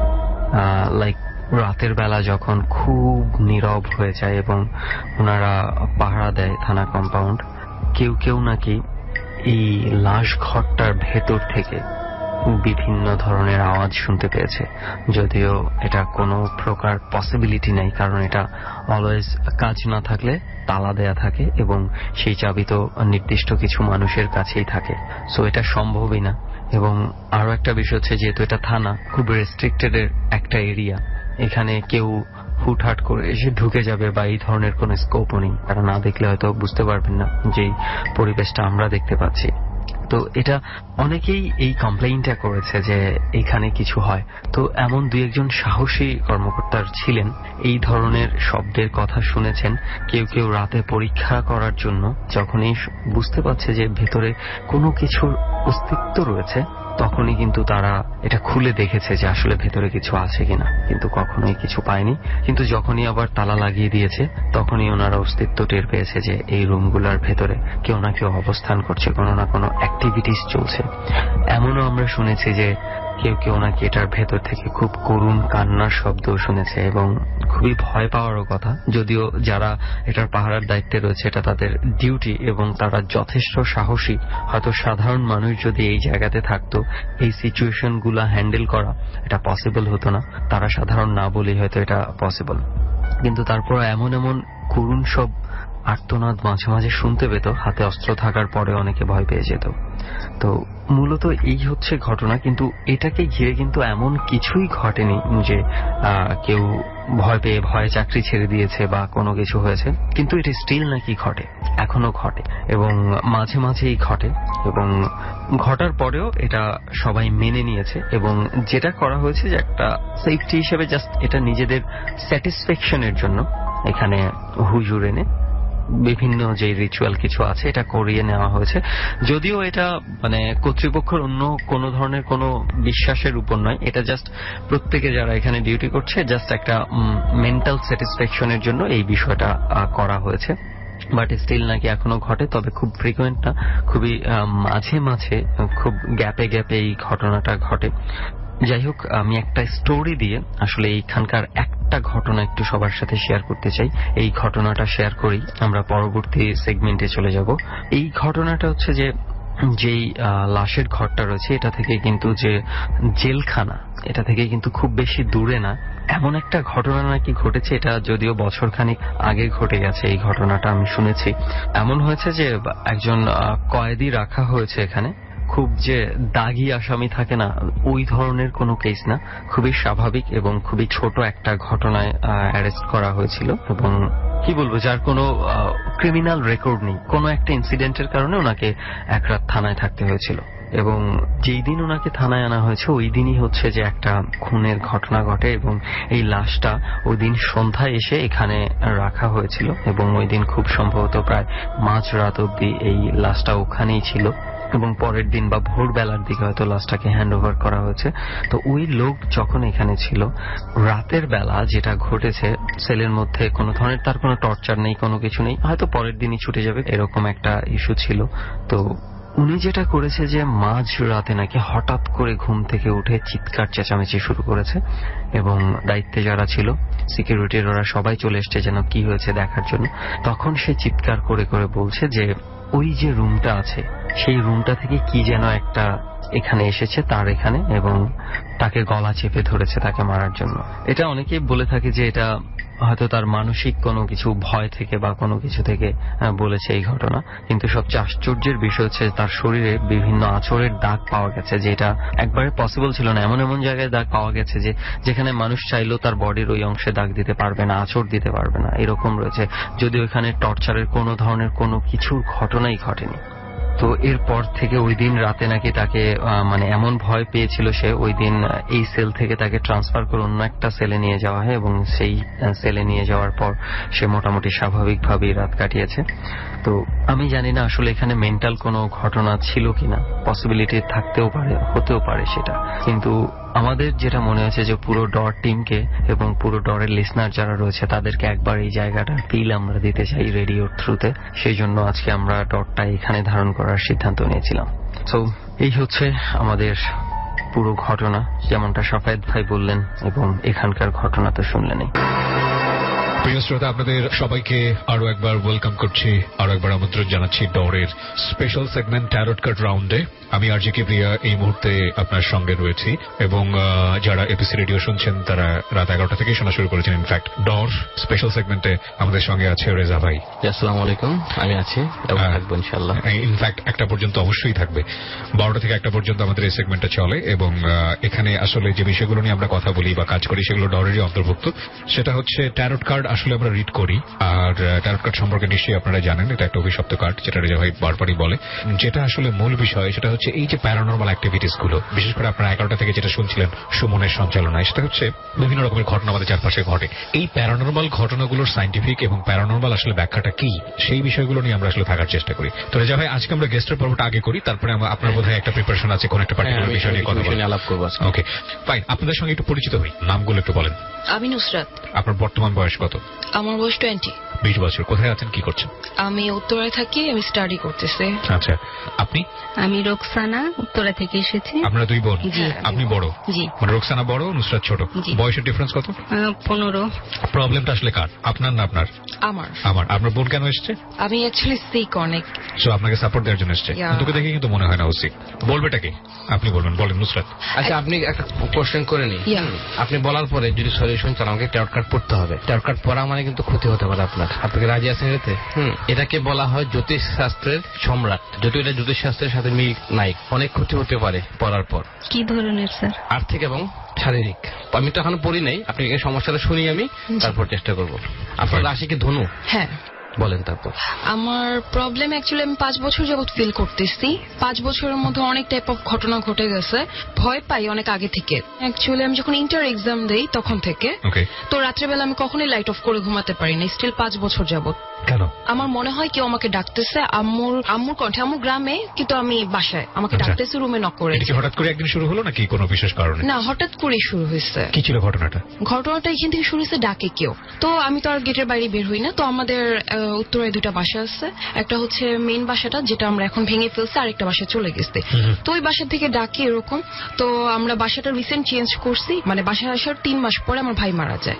তো মারা যাওয়ার আগে আমাদের বাসায় একটা কুকুর ছিল, সে প্রায় আমাদের। আপনার ভাইয়ের কোনো মূল্যবান জিনিস কি হারাই গেছে মারা যাওয়ার পরে? কিরকম স্যার? কিরকম চুরি হয়েছে কিছু? কোন ধরনের কি ছিনতাই ডাকাতি এগুলো হয়েছে? আমার রিসেন্টলি? কিছুদিন আগে রিসেন্টলি আমার মোবাইল আর বাইক, হ্যাঁ, আমার ভাইয়ের বাইকটা নিয়ে গেছে। বাইক নিয়ে গেছে? জি, জি। এটাও কি ওনার খুব আদরের ছিল বা জি, পছন্দের ছিল? কিন্তু বাসা থেকে নিয়ে গেছে? বাসা থেকে নিয়ে গেছে বলতে আমাদের পরিচিত পার্সন, সে আমাদেরকে বলছে যে আমরা অ্যাকচুয়ালি বাইকটা সেল করতে আপনি চাচ্ছি। কি এটা জানেন? আপনি নিজস্ব মানুষ, আপনার যে এই ক্ষতি করার চেষ্টা করতেছিল, জানেন আপনারা? না স্যার।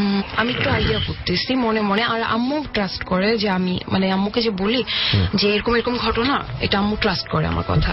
আর তাছাড়া এই বাসা আসার পর থেকে আমাদের অনেক প্রবলেম। ওকে, এখানে আমি একটু বলে নেই, আমি আমার লিসনারের সাথে একটু কানেক্টেড হবো, রেডিও লিসনার যারা শুনছেন।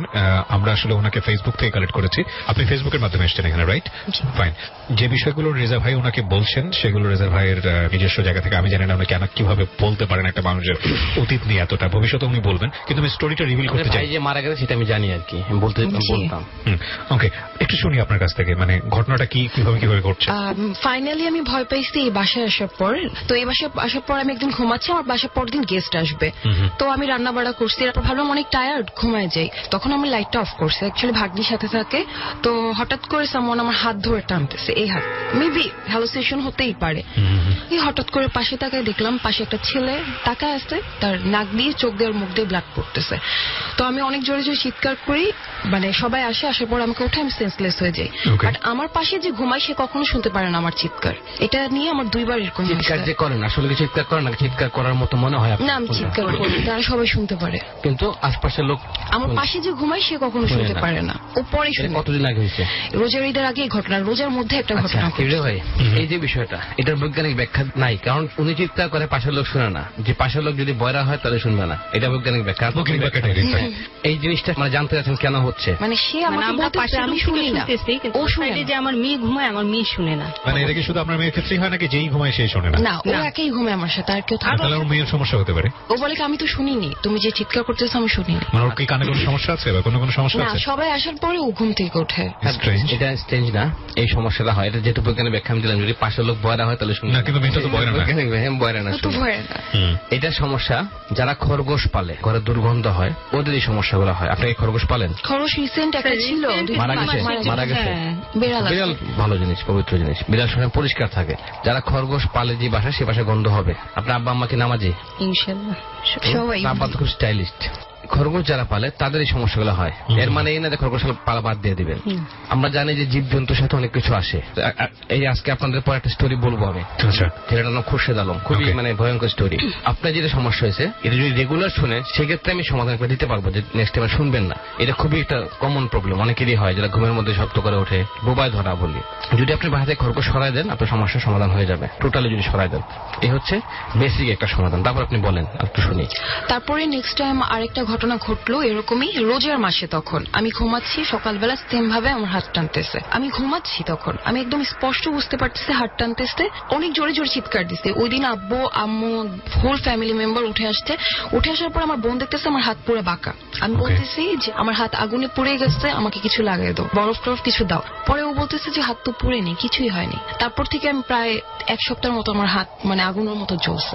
কয় বছর যাবত এই প্রবলেম গুলো ফেস করছেন? আমি প্রবলেম গুলো ফেস করতে অ্যাকচুয়ালি 5 বছর যাবত। বাট আমার কথাটা কেউই ট্রাস্ট করতো না। ইভেন আম্মুকে অনেকজন বলছে যে আমি পাগল হয়ে গেছি, আমাকে সাইকিয়াট্রিস্ট দেখানো দরকার। তো আপনারা দেখিয়েছিলেন? হ্যাঁ, সাইকিয়াট্রিস্ট কি বলেছে? সাইকিয়াট্রিস্ট আমাকে হিউজ পরিমাণ ঘুমের ওষুধ দেয়, আর ঘুমের ওষুধ খাই ঘুমাই যাই। আমরা আজকে যে গেস্টকে পেয়েছি আমার মনে হচ্ছে খুব ইন্টারেস্টিং। ইন আ সেন্স ও মোটামুটি সব জায়গাগুলো ঘেটে ঘুটে এসছে, সাইকিয়াট্রি থেকে শুরু করে কবিরাজের কাছে গিয়েছিলেন। হুজুর কবিরাজ দেখে? হুজুর কবিরাজ। অ্যাকচুয়ালি আমি কখনো এটা ট্রাস্ট করতাম না। আমার 2-1টা ফ্রেন্ডরা আমাকে নিয়ে গেছে, ইভেন তারা আমাকে হিউজ পরিমাণ টাকা ডিমান্ড করে যে আপনার সাথে তো জিনের প্রবলেম আছে। ইভেন বলতেছে মাটির নিচে বলে পাতিলের মধ্যে জিন থাকে, সেটা আমার সাথে আছে। জিনকে পাতিলে থাকে। Actually জানি। ওকে, আমি এই ফাঁকে আমার লিসনারদেরকে একটু বলতে চাই, আপনারা যদি কখনো ডরের এই যে সেগমেন্টটা আমরা পরিচালনা করছি, ট্যারট কার্ড রাউন্ড, আপনারা বিশ্বাস করবেন কিনা জানি না, লাখ লাখ মানুষ আমাদের সঙ্গে কন্ট্যাক্ট করছে বিভিন্ন ভাবে। কোনোদিন যদি কেউই মানে আপনাদের কাছ থেকে 1 পয়সাও বা সিস্টেমেটিক্যালি যদি কোনোভাবেই বলে এটার জন্য আপনাকে পেমেন্ট করতে হবে রেজা ভাইয়ের কাছে আসার জন্য, রেজা ভাইয়ের সঙ্গে কথা বলার জন্য, আমরা নিয়ে যাবো এই কারণে এটা দিতে হবে, যেটা আমার ক্ষেত্রে হয়েছে অনেক সময়। আমি শুনেছি হেলবিট 920 তে গল্প বলার জন্য অনেকেই নাকি লাখ লাখ টাকা দিয়ে ধরা খেয়েছেন। এরকম যদি কখনো শুনেন ফেসবুকের মাধ্যমে কোনোদিন কোনো কিছু করা হয়েছে বা ফোন করে, তাহলে নিশ্চিতভাবে ধরে নেবেন এটা ফেক। কজ আমরা আর্থিকভাবে কখনোই এসব করি না এবং এগুলোর সাথে আমাদের কোনো ধরনের কোনো সম্পৃক্ততা নেই। শুধুই মাত্র আমরা একটা এন্টারটেইনিং শো হিসেবে আপনাদের সামনে আসি এবং সেটাই করার চেষ্টা করি। আচ্ছা, তো আপনার মোটামুটি যেটা বললেন যে হাতে আগুন লাগা, একটা হাত ধরে টান দিচ্ছে, মুখ দিয়ে মুখ দিয়ে এটা রক্ত একদম পড়ছে। স্পষ্ট এই দেখছি। রক্ত যে পড়ছে আপনি দেখছেন? আমি দেখছি। আপনি ছাড়া অন্য কেউ দেখছে? না, আমি একাই দেখছি। আমার হাতটা যে ধরে রাখছে সেটা আমি একদম স্পষ্ট দেখছি। এটা যে একবার হয়েছে নাকি অনেক? এটা একবার হয়েছে, আর যেটা আগুনে পড়ে গেছে এটাও একবার হয়েছে। রেজা ভাই, এটা এরকম কি হতে পারে কিনা রেজা ভাই, যে ওর পার্সোনাল লাইফ সম্পর্কে একটু স্টাডি করে সেটার পেছনে কোনো রিজন বের করা, মানে আপনি এক্সপার্ট যেহেতু আপনি বুঝবেন রিজনটা বের করা, লাইক ওর লাইফ সম্পর্কে জানা, ওর পার্সোনাল রিলেশনশিপ। এখন ওনার কিছু ব্যক্তিগত ব্যাপার চলে আসতে পারে। রাইট। সো আপনার যদি কোনো আপত্তি না থাকে তাহলে আমরা ট্যারট কার্ডে যাবো আর কি। আপনার কোনো আপত্তি আছে? ব্যক্তিগত বিষয়গুলো আমি অ্যাকচুয়ালি পাবলিক প্লেসে বলতে চাচ্ছি না। যেহেতু আপনার এই প্রবলেমগুলোর সাথে ব্যক্তিগত বিষয় সম্পৃক্ত হলেও হতে পারে। আপনার ক্ষতি করেছে আপনি নিজের লোক, এটা শুনে মনে রাখেন। জি। ট্যারট কার্ডে দুটো জিনিস মেনে নিতে হবে। একটা হচ্ছে যে উনি যেটা বলছেন যে আপনার কোনো ক্ষতি হতে পারে, সেটা আপনার মেন্টালি প্রিপারেশন ধরে রেখে, দিস ইজ নট সাইন্টিফিক, আমি আমার জায়গা থেকে বিলিভ করি না। আপনাকে মেন্টালি প্রিপারেশন নিয়ে এখানে ফাইন। আসছি। সো দ্বিতীয় যেটা, সেটা হচ্ছে যে আপনার যে কোনো বিষয় নিয়ে উনি কথা বলার মানে রাইট রাখবেন, কজ Yeah. উনি যেটা পড়বেন, তো সে বিষয়টা যদি আপনি ওকে করেন দেন আমরা ট্যারট কার্ডে যাবো আর কি। Is it okay? Yeah. Okay, fine, let's move on. So আপনি একটু কাছাকাছি চলে আসুন। আমি খুবই শর্ট করব, যেহেতু আমাদের সময় অল্প, ট্যারট কার্ড রিড করতে অনেক সময় দরকার। আপনি জানেন আপনার ভাইয়া যে মারা গেছে অসুস্থতা উনি মারা যায় নাই? না, এটা জানি না। সাডেনলি ও বলতেছে যে ও অনেক পরিমাণ সিক, এটা হঠাৎ করে sick, এমন না যে একদিনই অসুস্থ হয়ে মারা গেছে, ও কখনোই অসুস্থ হয় না। একটা কোইন্সিডেন্স, অ্যাক্সিডেন্ট হবে, কিন্তু এমন না যে কেউ তার মেরে ফেলছে, বাট সে কোনো কারণ ছাড়াই মারা গেছে। কারণ ছাড়াই, আর ও কখনোই বলতো না যে আমি অসুস্থ। এই বিষয়গুলো খুব ক্রিটিক্যাল। সুপ্রিয় ভাই, মানুষ মারা গেছে, কেন মারা গেল, কার্ড পরে যদি চেষ্টা করে রিভিল করা, তো ওই পুলিশ মিলিয়ে ধরবে ভাই। মার্ডার কেমন হয়েছে বাইক করে দেয়? না না না, লিসনার যারা শুনছেন তারা কিছুটা কিউরিওসিটি। দেখুন, একটা নুসরাত একটা কার্ড নিচ্ছে, এইস অফ কাপস বলে এটাকে। এইস অফ কাপ। হ্যাঁ, এটা পজিটিভ আসছে। আপনার রিলেশন কি এখন নাই আপনার? না, ভেঙে গেছে কবে? 2 বছর। ওর জন্য পাগল ছিলেন? যেহেতু কার্ড পড়লাম, ব্যক্তিগত ব্যাপার আসছে, এগুলো বলা ঠিক নেই। না, কিন্তু আমার লিসনারের ডিমান্ড আছে। যেই ছেলেকে আপনি লাভ করতেন, আপনি জানেন সে কই থাকে এখন, কি আমার করে? বাসার কাছেই থাকে। দেখা হয়, যোগাযোগ হয়, মাঝে কথাবার্তা হয়? কথাবার্তা ফোনে হয়। কার্ড বলতেছে সে আপনার ক্ষতি করতেছে। অ্যাকচুয়ালি আমি মেন্টালি প্রিপেয়ার হয়ে আসছি। আমরা বলে দিই কার্ড বিশেষ না করতে, জাস্ট ফান হিসেবে নিতে এটাকে। এই জন্য এজ এ ফান হিসেবে আপনার টিভিতে যেরকম দেখেন সিনেমা নায়ক নায়িকা মারা যায়, আসলে তো কেউ মারা যায় না, গোলাগুলি হচ্ছে, সবই ফেক, জাস্ট মানুষকে মজা দেওয়ার জন্য, এন্টারটেইন করার জন্য, জাস্ট এইভাবেই নিয়ে নেন আপনি। হ্যাঁ, ওই ছেলেটা আপনার ক্ষতি করার চেষ্টা করছে এবং সে পুরান ঢাকাতে লোকের কাছে গেছে, এটা জানেন আপনি? আমি কিছুই জানি না। সে আপনাদের পুরো পরিবারকে ক্ষতিগ্রস্ত করার চেষ্টা করছে, কিন্তু ক্ষতিগ্রস্ত আপনার বাবা হচ্ছে না, বাবার উপর করা হয়েছে, আপনার বাবার কিছুই হচ্ছে না। সে আমাকে অলরেডি মাঝে আস্ক করে ফোন দিয়ে যে ডেভেলপার বাড়ি হয়ে গেলে তোমাদের প্রবলেম সলভ। অ্যাকচুয়ালি বুঝি না যে কেন এই কথাগুলো সে বলে, আর তার নিজের ভুলের জন্য আমি তাকে লিভ করছি, ইভেন ফ্যামিলির সবার সামনে।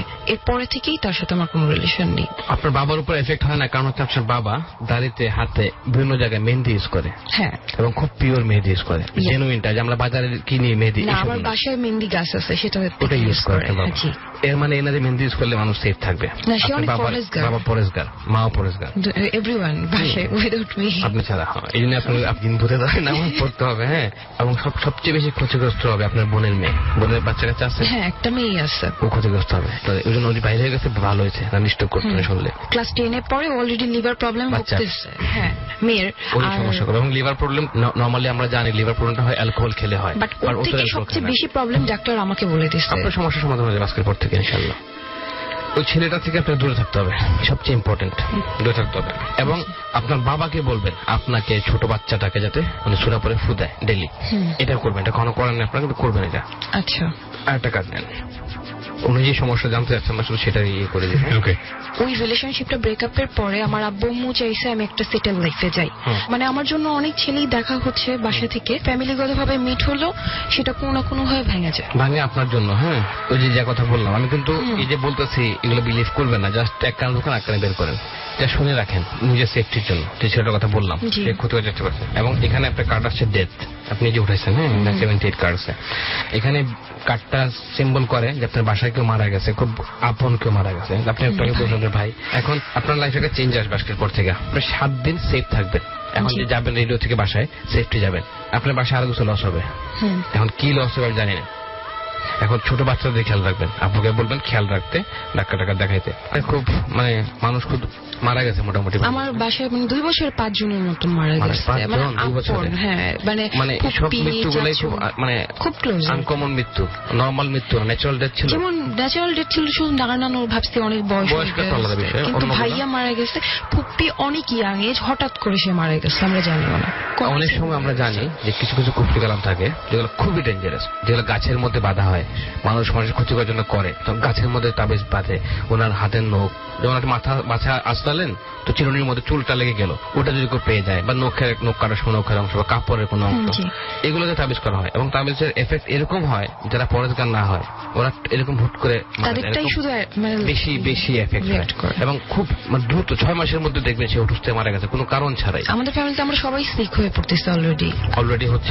আমার ভাগ্নির জন্ডিস থেকে লিভার প্রবলেম, কিন্তু ওটার থেকে আমার ড্যামেজ বেশি হয়ে গেছে। একটা নর্মাল মানুষের পয়েন্ট থেকে 7 লিভার প্রবলেম, আর আমার হচ্ছে 19 ছিল। আমি মেডিসিন খেয়ে কমে না, কিন্তু আমি একদম অনেক আপসেট যখন থাকি তখন আমি ঘুমের ওষুধ খাইছি। ডাক্তার দিয়েছে বলছেন। হ্যাঁ আচ্ছা ঠিক আছে, সমস্যা নেই। আপনি এই ঘুমের খাবার বাদ দিয়ে, আর লিভার প্রবলেম যেটা হয়েছে যারা অ্যালকোহল খায় তাদের হয় নর্মাল ন্যাচারালি, আপনারটা এখন আমার তো হয়েছে অনিয়মের জন্য, ডাক্তার এটা বললো। আচ্ছা, ডাক্তার তো ডাক্তার কথা বলবে। আমি ধর্মীয়ভাবে আপনাকে বলবো যে নামাজ 5 ওয়াক্ত পড়েন, ইনশাআল্লাহ আপনার পাশে যত ধরনের সমস্যা আছে ওগুলো সমাধান হয়ে যাবে। এটা খুবই স্ট্রং জিনিস। আমাদের ইবাদত যে জিনিসটা, মানে ইবাদত যে হিন্দু মুসলিম খ্রিস্টান বৌদ্ধ যাই হোক তাদের ইবাদত যারা করে যে ধর্মের, খুবই পাওয়ারফুল জিনিস। মানে এটা করলে আপনি দেখবেন যে দুনিয়ার সব কাজও হবে। 30 দিনে সে এক পারা করে কোরআন খতম দেয় আমার ভাইয়ের জন্য, প্রত্যেক দিন এক পারা করে পড়ে। হ্যাঁ মানে আমার অ্যাকচুয়ালি আমার ফ্যামিলিতে, আমার বাবার ফ্যামিলিতে সবাই অনেক পরহেজগার সবাই, আর আমার আম্মু 1971 থেকে বোরকা পরে, মানে সবাই এভরিওয়ান সবাই। বাই দ্য ওয়ে প্রিয় শ্রোতা, আমরা এই জায়গাটায় ছোট্ট একটা বিরতি নিতে চাই। আপনারা সবাই শুনছেন ডরের special segment tarot card round. Reza ভাই এবং আমি আরজি কিবরিয়া আপনাদের সাথে রয়েছে। নুসরাত আজকে আমাদের গেস্ট, সে তার বোনকে সাথে করে নিয়ে এসছে। তার যে ব্যাপারগুলো আমরা আজকে রিড করলাম সবকিছু আপনারা শুনলেন। এই বিষয়টা আসলেই নন সাইন্টিফিক। বারবার আমাদের এই কথাগুলো এই জন্যই বলতে হয় যাতে কোনোভাবেই কেউ বিষয়টাকে খুব বেশি সিরিয়াসলি না নেন। আমরা কাউকেই কোনোভাবে ইনফ্লুয়েন্স করছি না। ট্যারট কার্ড আমাদের ব্যক্তিগত জীবনে বা বাস্তবিক জীবনে বিশাল ভূমিকা রাখতে পারে, সুতরাং আপনারা এটা বিশ্বাস করুন। No, it's a show, it's a radio show, it's an entertaining show. Feel like this. আপনি নিজেও বিলিভ করার কোনো দরকার নেই। আমি কিবরিয়া নিজে বিলিভ করি না। রেজা ভাই এটার এক ধরনের রিসার্চার, রেজা করে না, এবং নুসরাত ও বিলিভ করেছে, ওটা ওর ব্যক্তিগত বিষয়। এখানে আপু যেটা বললো প্রথমে, যেটা আমি চাইছিলাম আর পুরো লাইফ স্টোরি পড়তে আর কি, তো আপনি চান নাই, শুধু চাইছেন যে সমস্যাটা কোথায়, সমস্যাটা বের হয়েছে এবং এই সমাধানের জায়গাটায় রেজা ভাই ওনাকে ব্যক্তিগতভাবে সমাধান দিয়ে দিবেন, কারণ এই সমাধান অনেকে শোনার পরে সেগুলো হয়তো নুসরাতের জীবনের সাথে মিল রেখে অনেকেই নিজের ব্যক্তি জীবনে প্র্যাকটিস করতে পারেন অন্ধবিশ্বাস থেকে। আমরা সেই জায়গাটা থেকেই চাইবো না এগুলো কখন রেডিওতে ফ্ল্যাশ হোক। ওকে ফাইন, বলেন রেজা ভাই। যদি আপনাকে অনেকগুলো টাকা দেওয়া হয়, অনেক টাকা, তো আপনার মন চাবে গাড়ি কিনতে, কোন গাড়ি কিনবেন? নাম বলেন। BMW। এখন দেখেন, সবাই দেখেন, হ্যাঁ উনি একটা নাম বলছে, রেডিও লিসেনার শুনছেন। কিবরিয়া ভাই আমার এখানে একটা কাগজ রাখা, দেখেন হাতে নেন কাগজটা, এই যে ল্যাপটপের উপর রাখা, হাতে নেন। রাইট। আপুকে অন করতে বলেন। করেন। আমি কি প্রশ্ন করার আগে কোনো কিছু জানি না? দেখেন এটা আমি শিখতেছি কিবরিয়া ভাই। ওহো BMW। ওকে, দাম এটাকে বলে টেলিকিনেসিস। হ্যাঁ ওকে, ইন্টারেস্টিং। আপনি এরপর আমার সাথে একটা করেন, গাড়ি না অন্য কিছু একটা বিষয় নিয়ে। নেক্সট টাইম করতেছি। যাই হোক, আমরা এই পর্যায়ে একটা বিরতি নিয়ে ফিরি। বিরতির পর প্রিয় শ্রোতা আপনাদের সবাইকে আরো একবার ওয়েলকাম করছি ডরের স্পেশাল সেগমেন্ট ট্যারট কার্ড রাউন্ডে। রেজা ভাই এবং আরজি কিবরিয়া আমরা দুজন আপনাদের সাথে আছি। আর বিরতির পর আমাদের সঙ্গে আরো একজন যোগ দিয়েছেন গেস্ট, তার সঙ্গে একটু কথা বলতে চাই। তোমার নামটা একটু বলো। মোহাম্মদ অপু। মোহাম্মদ অপু। বয়স কত? বয়স 17 কিংবা 18 হবে। কোথায় থাকো তুমি? বংশাল। বংশালে থাকে সে, এবং 17 থেকে 18 বছর বয়সের। কি নাম বলছিল? অপু। মোহাম্মদ অপু। অপু কি জন্য এসছে আমাদের কাছে? আসছি হলো আমার আম্মুর সমস্যার জন্য, আর এবং আমারও সমস্যা, দুজনেরই তুমি সমস্যা। যখন গেট দিয়ে ঢুকছো তখন আমি একটু একটা কথা বলছি যে তোমার শারীরিক সমস্যা আছে। সমস্যা কি আছে? হ্যাঁ। আচ্ছা, তোমার আম্মুর সমস্যাটা বলো শুরু। আমার আম্মুর সমস্যা হলো, আমার জন্ম হওয়ার থেকে আমারটা বলে পরে তারপর আম্মুরটা বলতেছি। জন্ম হওয়ার প্রথম আমার আম্মুর কোনো ছেলে সন্তান বা কোনো সন্তানই হয় না। তারপর একটা কবিরাজ ধরছে, ওনাকে ধর্মের মা বলছে যে ধর্মের মা লাগেন আপনি। তারপর উনি কিভাবে, আমার একটা বড় ভাই হয়েছে, তারপর আবার আরেকটা সন্তান হলো, ওনারে জিনে না খেয়ে আসর করছে। তারপর সন্তান কি মারা গেছে? সন্তানটা পরে মারা গেছে সেটা বলতেছি, একজন জীবিত আছে। তারপর আরেকটা সন্তান হলো, হওয়ার পরে এই সন্তানটা কি জানি রোগ হয়েছে, রোগ হওয়ার পরে মানে কোনো কাজ হচ্ছে না। তারপর ওই মহিলার কাছে নিয়ে গেল আমার যে ধর্মের মা ডাকছে আমার আম্মু। তারপর উনি জায়গা টাইরা দিছে, বলছে যে আপনি পেছনে তাকাবেন না, একদম সোজা বাড়িতে চলে যাবেন, পেছনে তাকালে আপনার ক্ষতি হতে পারে। তারপর আম্মু সোজা আসার পথে একটা ঘাট পড়ে, এই ঘাটের মাঝে আসার মনও নাই। আমার চাচির যে বাড়ির লোক, ওর সাথে কথা বলতে বলতে আর খেয়াল নাই, পেছনে তাকালে সে বলতে পারে না, তারা নামার পথে একটা উষ্টা গেল। তারপর বাড়িতে গিয়ে শুয়ে রইলো আমার যে ভাইয়া বড়টা। তারপর সকালে উনি মারা গেল, লুগলা টুগা বাইরে অনেক কিছু বাইরে মারা গেল। তারপর আমি জন্ম হলাম। জন্ম হওয়ার পরে কি বলে কি বের হয়ে মারা গেল? এটা যেটা হচ্ছে ওগুলোর শোনা কথা, মানে শোনা কথা, আম্মুর কাছে শুনছো? হ্যাঁ, মূল সমস্যা হচ্ছে আমার আম্মু আবল তাবল করে, রাত হলে করে। হ্যাঁ, রাত্রে হলে করে, দিনে করে না। এরকম বোঝা যাচ্ছে যে আম্মুর কোনো রোগই নেই। আবার আমাদের যে ছেলে মেয়ে এরকম ভাবে চিনে না বা ছেলে মেয়ে দেখশন কিছু করে না, সবসময় হয় না, মাঝে মধ্যে হয়। সব সময়, মানে আজ থেকে 11 বছর ধরে এরকম। 11 বছর আগে কোনো ঘটনা ঘটছিল? 11 বছর তা আমি জানি না, কারণ আমি তো এই সময় ছোট ছিলাম। এখন যেহেতু সেন্স হয় কিছু বলতে পারবো না। এখনো সেন্স একদম নাই, সোজা কথা বলা সেন্স নাই। আব্বু মারা গেছে 6 বছর এসে। আর ওনাকে দেখাশোনা কে করে? ওনাকে দেখাশোনা আমার ছোট ভাই করে। বলতে গেলে আমরা কেউ বিবাহিত না, সবাই ছোট। বুঝতে পারছি। ওহো, it's a very difficult problem. আচ্ছা, তারপর নেক্সট? তারপর হলো আমার আম্মু বলতেছে কি যে আমরা 7 বোন, মানে অনেক সময় আমি শুনি। আবার একদিন হঠাৎ করে বাড়িতে গেছি আমি ঢাকার থেকে, গিয়া দেখি আম্মু বলতেছে কি সবাই ডাকে আনছে, মা কান্তাছে, আমি আর যে মরে যাই গাছ খারাতের ভিতরে, তো আমার ফুতাইন দিলে দেখা লাগিস যেমন একদম সুস্থ আম্মু। অন্য কাউরে বলতেছে, অন্য আমার চাচি আমার ডাইকে বলতেছে যে আমি মারা যাবো, আমার ছেলে মেয়েরা দেখে আসি, আমার সোনার দাদুরা দেখে লাগিস। তারপর সকাল থেকে আবার সেই মেন্টালি সমস্যা একই। ডাক্তার কি বলে? ডাক্তার কোনো রোগী ধরতে পারে না, শুধু এই ওষুধ এই ওষুধ। কবিরাজরা বলে যে তাবিজ করছে, কেউ বলে জিনে ধরছে, কিন্তু কোনো সাজেশনই পাইছি না কারো কাছে। জিনে ধরতো বা তাবিজ করে তো সমাধান তো ছিল, কবিরাজ দিতে পারতো, দিতে পারে না, কেউ দিতে পারে না। রক্তের সাথে মিশা গেছে, কেউ রক্তের সাথে মিশা গেছে, মানে যখন কেউ ফেল করে তখন এই কথাগুলো বলতে হ্যাঁ, রক্তের সাথে মিশা গেছে। এইটাই সমস্যা, আর কিছু না। আর হইছে আমার যে সমস্যা, আচ্ছা আমার আমি পরে শুনি, যেটা মা ইম্পর্টেন্ট। হ্যাঁ। আপনার মাকে বলবেন উনার যে শাড়ি, আর যেহেতু উনি বুঝে না, উনি কিছু বুঝে না। শাড়ি হ্যাঁ। অবশ্যই ওয়াশ করতে হবে, ওয়াশ করতে ক্লিন হবে। করতে হবে। হ্যাঁ, এবং আর আমার আম্মু আবার সন্ধ্যার সময় গোসল করে সবসময়। যেহেতু ওনার সেন্স নাই, উনি অনেক কিছু করতে পারে, হ্যাঁ। এটা আপনার দায়িত্ব। যাতে পরিষ্কার কাপড় পরে সবসময়, এটা হচ্ছে প্রথম কথা। ওনার সাথে আমরা অনেক সময় ঘর থেকে যখন বাইরে হই, কিবরিয়া ভাই, অনেক খারাপ জিনিস, অনেক খারাপ আসর আমাদেরকে তারা দেখে তো অবশ্যই, আমরা যেরকম জিনিসপত্র দেখি তারা আমাদেরকে দেখে। অনেক সময় তারা আমাদের পিছনে ভালো লেগে গেছে মনে করেন। মানুষের মধ্যে বাধার নিয়ম আছে যে আমি রাস্তায় একটা কাউকে পছন্দ করলে তার পিছু নিতে পারবো না, আইন কারণ আছে, লোকজন দেখবে, মারধর করবে, অনেক সমস্যা। প্যারানর্মাল লাইফে বা অশরীরী যে আমরা আত্মা বলি, ভূত প্রেত যেগুলো বলি, ওদের কিন্তু কোনো বাধা নিয়ম নাই। ওরা যারাই ভালো লাগে তার পিছনে চলে যায়, চলে গিয়ে এফেক্ট করে। গত বছর বলছিলাম তারা শরীর খুঁজে, তারা বডির খুঁজে থাকে, যে শরীরে তারা ভর করতে পারবে। এবং জিনরা বাঁচে কিন্তু 1000 বছরের কাছাকাছি, মানুষ 50-60 বছরের বেশি বাঁচে না বাংলাদেশে গড়ায়ও।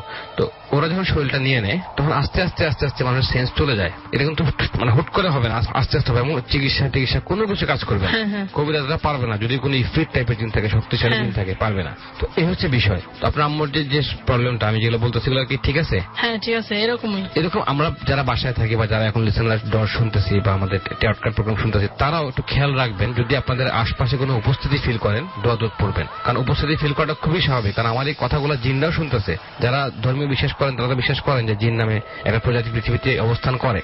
তো ওরাও কিন্তু শুনতেছে আমাদের কথাবার্তা, তাদের সাহস বাড়তেছে দিন দিন, মানুষ জাতি তো সবকিছু জেনে যাচ্ছে ধীরে ধীরে। তো আপনারা একটু খেয়াল করবেন, টেরর প্রোগ্রাম শোনার পাশাপাশি যদি আপনাদের কোনো শব্দ হয় কোনো কারণ ছাড়াই, বা বিড়াল যদি ডাকে রাত্রে মধ্যরাতে কোনো কারণ ছাড়া, কিন্তু আপনার উকিমায় দেখতেছেন বিড়াল নাই, যখনই জানলা খুলে দেখেন বিড়ালের শব্দ নাই, আবার জানলা লাগাই দিচ্ছেন শব্দ হচ্ছে, এই ধরনের প্রবলেম আপনাদের হবে।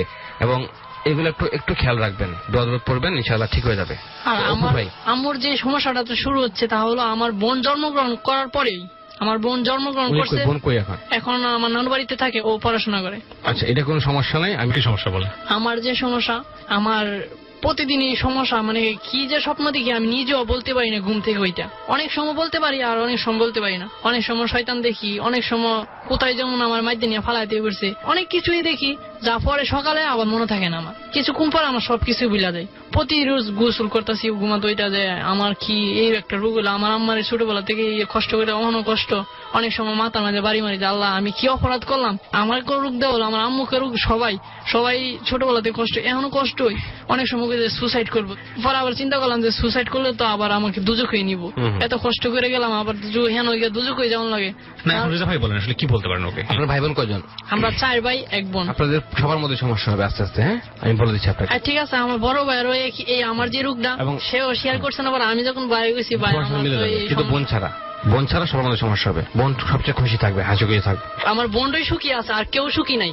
তাদের ভাই যারা আছে তাদের মধ্যে আস্তে আস্তে বিচ্ছেদ তৈরি হবে, আস্তে আস্তে ছাড়াছাড়ি তৈরি হয়ে যাবে, মানে একজন সময় দিবে না, আস্তে আস্তে মানে দূরত্ব তৈরি হবে আপনাদের ভাইদের মধ্যে। আমি একটা জিনিস জানতে চাচ্ছিলাম যে আমার ভাই এখন কি বড় দিন, উনি কি করতেছে? ওটা আমরা বলতে পারি না। আমি বলে দিই আপনাকে একটা বিষয়, সবাই লিসেনারদের শোনা উচিত। ইলমে গায়েব বলে এটাকে, ইলমে গায়েব। এই ক্ষমতা আল্লাহ তাআলা কাউকে দেয় না। ইলমে গায়েব মানে হচ্ছে গায়েব জানা। আমরা বলতে পারি যে কালকে বৃষ্টি হবে, এটা বলতে পারি না। বলতে পারি কালকে বৃষ্টি হতে পারে, আমি আপনাকে বলতে পারি যে আপনার কালকে এটা হতে পারে। আমি কখনো শিওর বলতে পারবো না যে এটা হবেই, কেন বলতে পারি না, এটা নিষেধ আমার। আপনার ভাই কি করে সেটা জানতে হলে কার্ড পড়তে হবে। আমাকে কার্ড পড়ার বয়স কত? 12, বয়স 21। ওটা করতে হলে আমাকে কার্ড পড়তে হবে। কার্ড পরে 2-3টা সাজেশন আসবে, যে 2-3টা কাজ আসবে, যেমন হয়তো এই 3টার মধ্যে একটা কাজ করে, এরকম আসবে। তো এটা জেনে আপনার কোনো বেনিফিট হচ্ছে না। আর ট্রিটমেন্টের যে বিষয়টা আমাদের ইসলামী শরীয়তের মতো করে ফিকারাম ছাড়া এগুলো বাদ দিয়ে। ওকে, প্রিয় শ্রোতা, আমরা এই পার্টে আমরা যেটা দেখছি যে অপু যে ছেলেটা আসলে এসছে, ওদের পারিবারিক অবস্থা খুব খারাপ। এটাকে আপনারা যদি সায়েন্সের জায়গা থেকে ব্যাখ্যা করেন তাহলে নিঃসন্দেহে এটার একটা ব্যাখ্যা পাওয়া সম্ভব। প্যারানর্মাল অ্যাক্টিভিটিস এর জায়গাটা থেকে যদি কেউ জিনিসটাকে বিলিভ করেন, সেই বিলিভের প্রতি আমাদের কোনো সে নাই। তবে বিষয়টাকে আমি বলবো যে প্রপার ট্রিটমেন্টের মাধ্যমে ওরা সুস্থ হোক, এটাই আমরা চাইবো। আর যেহেতু ওই যে যেটা বললো আর কি, এমন কিছু ওয়ার্ল্ড এক্সিস্ট করে আমাদের মধ্যে যেটা সম্পর্কে আমরা তেমন কোনো জ্ঞান রাখি না, সুতরাং সবকিছু নিয়েই আসলে যে প্রপার জায়গা থেকে কনক্রিটলি বলা যে এটার জন্য এটা হচ্ছে, সেটা কেবলমাত্র সায়েন্সই বলতে পারে। সায়েন্সের যতটুকু জ্ঞান আছে সেই জায়গাটা থেকে আমরা সবাইকে উৎসাহিত করবো এরকম জায়গায় যদি কেউ থেকে থাকেন তাহলে অবশ্যই ডাক্তারের পরামর্শ নিন, সাইকিয়াট্রিস্টের পরামর্শ নিন এবং ভালো ডাক্তারের পরামর্শ নিন। ওকে, সো থ্যাংক ইউ অপু আমাদের এখানে আসার জন্য। আমি কিন্তু ধীরে ধীরে আগাবো, মানে স্টেপ বাই স্টেপ আমি আগাবো, বিভিন্ন বিষয় নিয়ে আপনার সাথে কথা বলবো। আজকে যেটা বলবো, আপনারা অনেকে অনেক সমস্যার সম্মুখীন হচ্ছেন, কিন্তু আমাকে প্রচুর মেসেজ করতেছেন। আমি রাত বিরাজ আপনার সাথে ফেসবুক পেজে আমি আছি, তো সবার আনসার করা কষ্টকর হয়ে যায় আমার জন্য, তাও আমি চেষ্টা করি সবাইকে আনসার করার। তো যারা মিসিং হচ্ছেন বা আনসার করতে পারছেন, তারা প্যারানর্মাল সমস্যায় ভুগতেছেন, বাসায় কিছু আছে মনে করতেছেন, বা বাসায় আত্মা টাত্মা আছে বা জিন ভূত আছে। তো আমরা জিনকেই নর্মালি কি ভাই সবাই আত্মা বলি, কেউ প্রেতাত্মা বলি, এইসব কথা বলি। আমি এখন জিনের কথাটা, আত্মা বা ভূত নিয়ে কথাটা বলবো, একই জিনিস। তো বাসায় যদি থাকে কিভাবে বুঝবেন আপনারা, আমি জাস্ট সহজে কিছু বলে দিই। মৃত্যুর যে পরের জগৎটা আমাদের আছে সেটা আমাদের জন্য ধোঁয়াশা, আমরা কেউ জানি না এটা কি। কিন্তু যারা প্যারানর্মাল অ্যাক্টিভিটি নিয়ে গবেষণা করে তারা মনে করে যে মৃত্যুর পরেও মানুষ মারা যাওয়ার পর পৃথিবীতে তাদের মতো করে ভূত প্রেত এরা বিচরণ করে, মানুষের আশপাশে বিচরণ করে। মনে করেন আমার ভাই মারা গেছে বা আমার বোন মারা গেছে, আমার বোন প্রেতাত্মা আমার পাশে ঘুরতেছে, বা তাকে আমি দেখতেই স্বপ্নে, বা তার একটা এক্সিস্টেন্স আমি ফিল করতেছি। বিষয়গুলো কিন্তু আসলে জিনরা করে। হ্যাঁ, ও তো জানে যে আসলে মারা গেছে বা বিষয়গুলো সে জানে। আমি এখানে জিনের শব্দটা ভূত প্রেত হিসাবে ইউজ করবো। হ্যাঁ, এটা কিছু কেউ কিছু মনে করেন না, তা আমার জন্য বলতে সুবিধা হবে।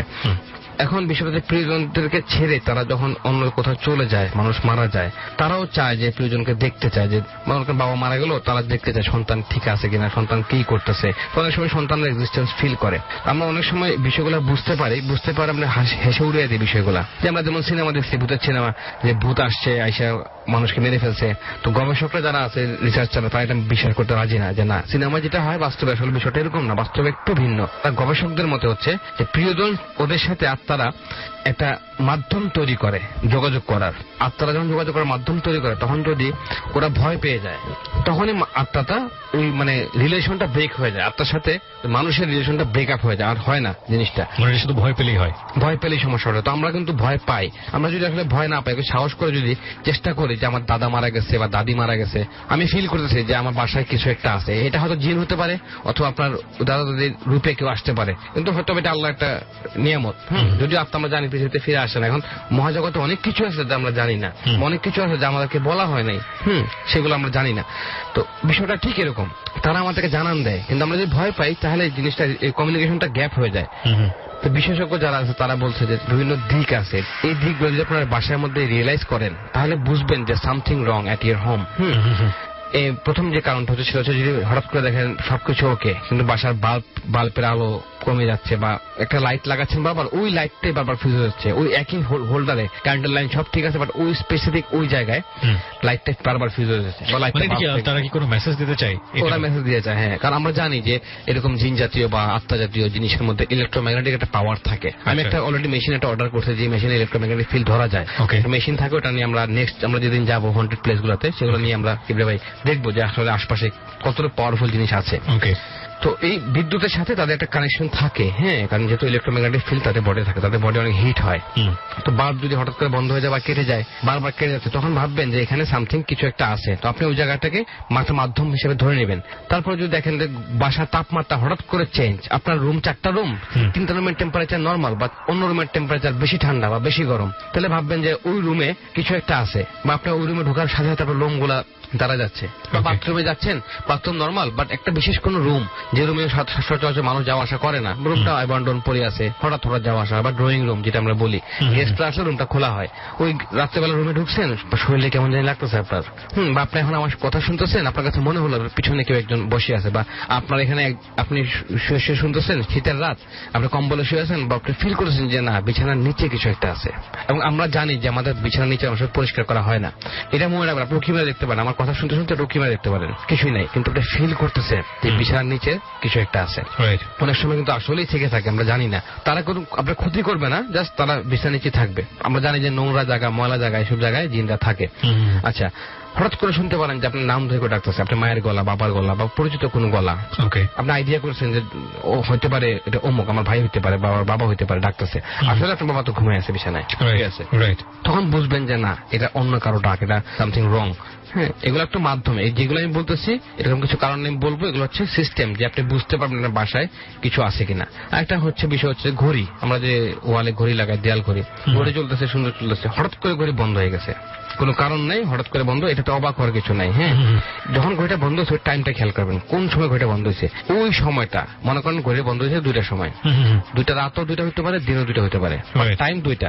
ওই 2টায় কোনো বিশেষ ঘটনা আপনার সাথে ঘটবে, হয় কেউ মারা যেতে পারে বা কোনো অ্যাক্সিডেন্ট হতে পারে। যদি খারাপ আত্মা চলে আসে খারাপ কিছু হবে, যদি ভালো আত্মা চলে আসে ভালো কিছু হবে।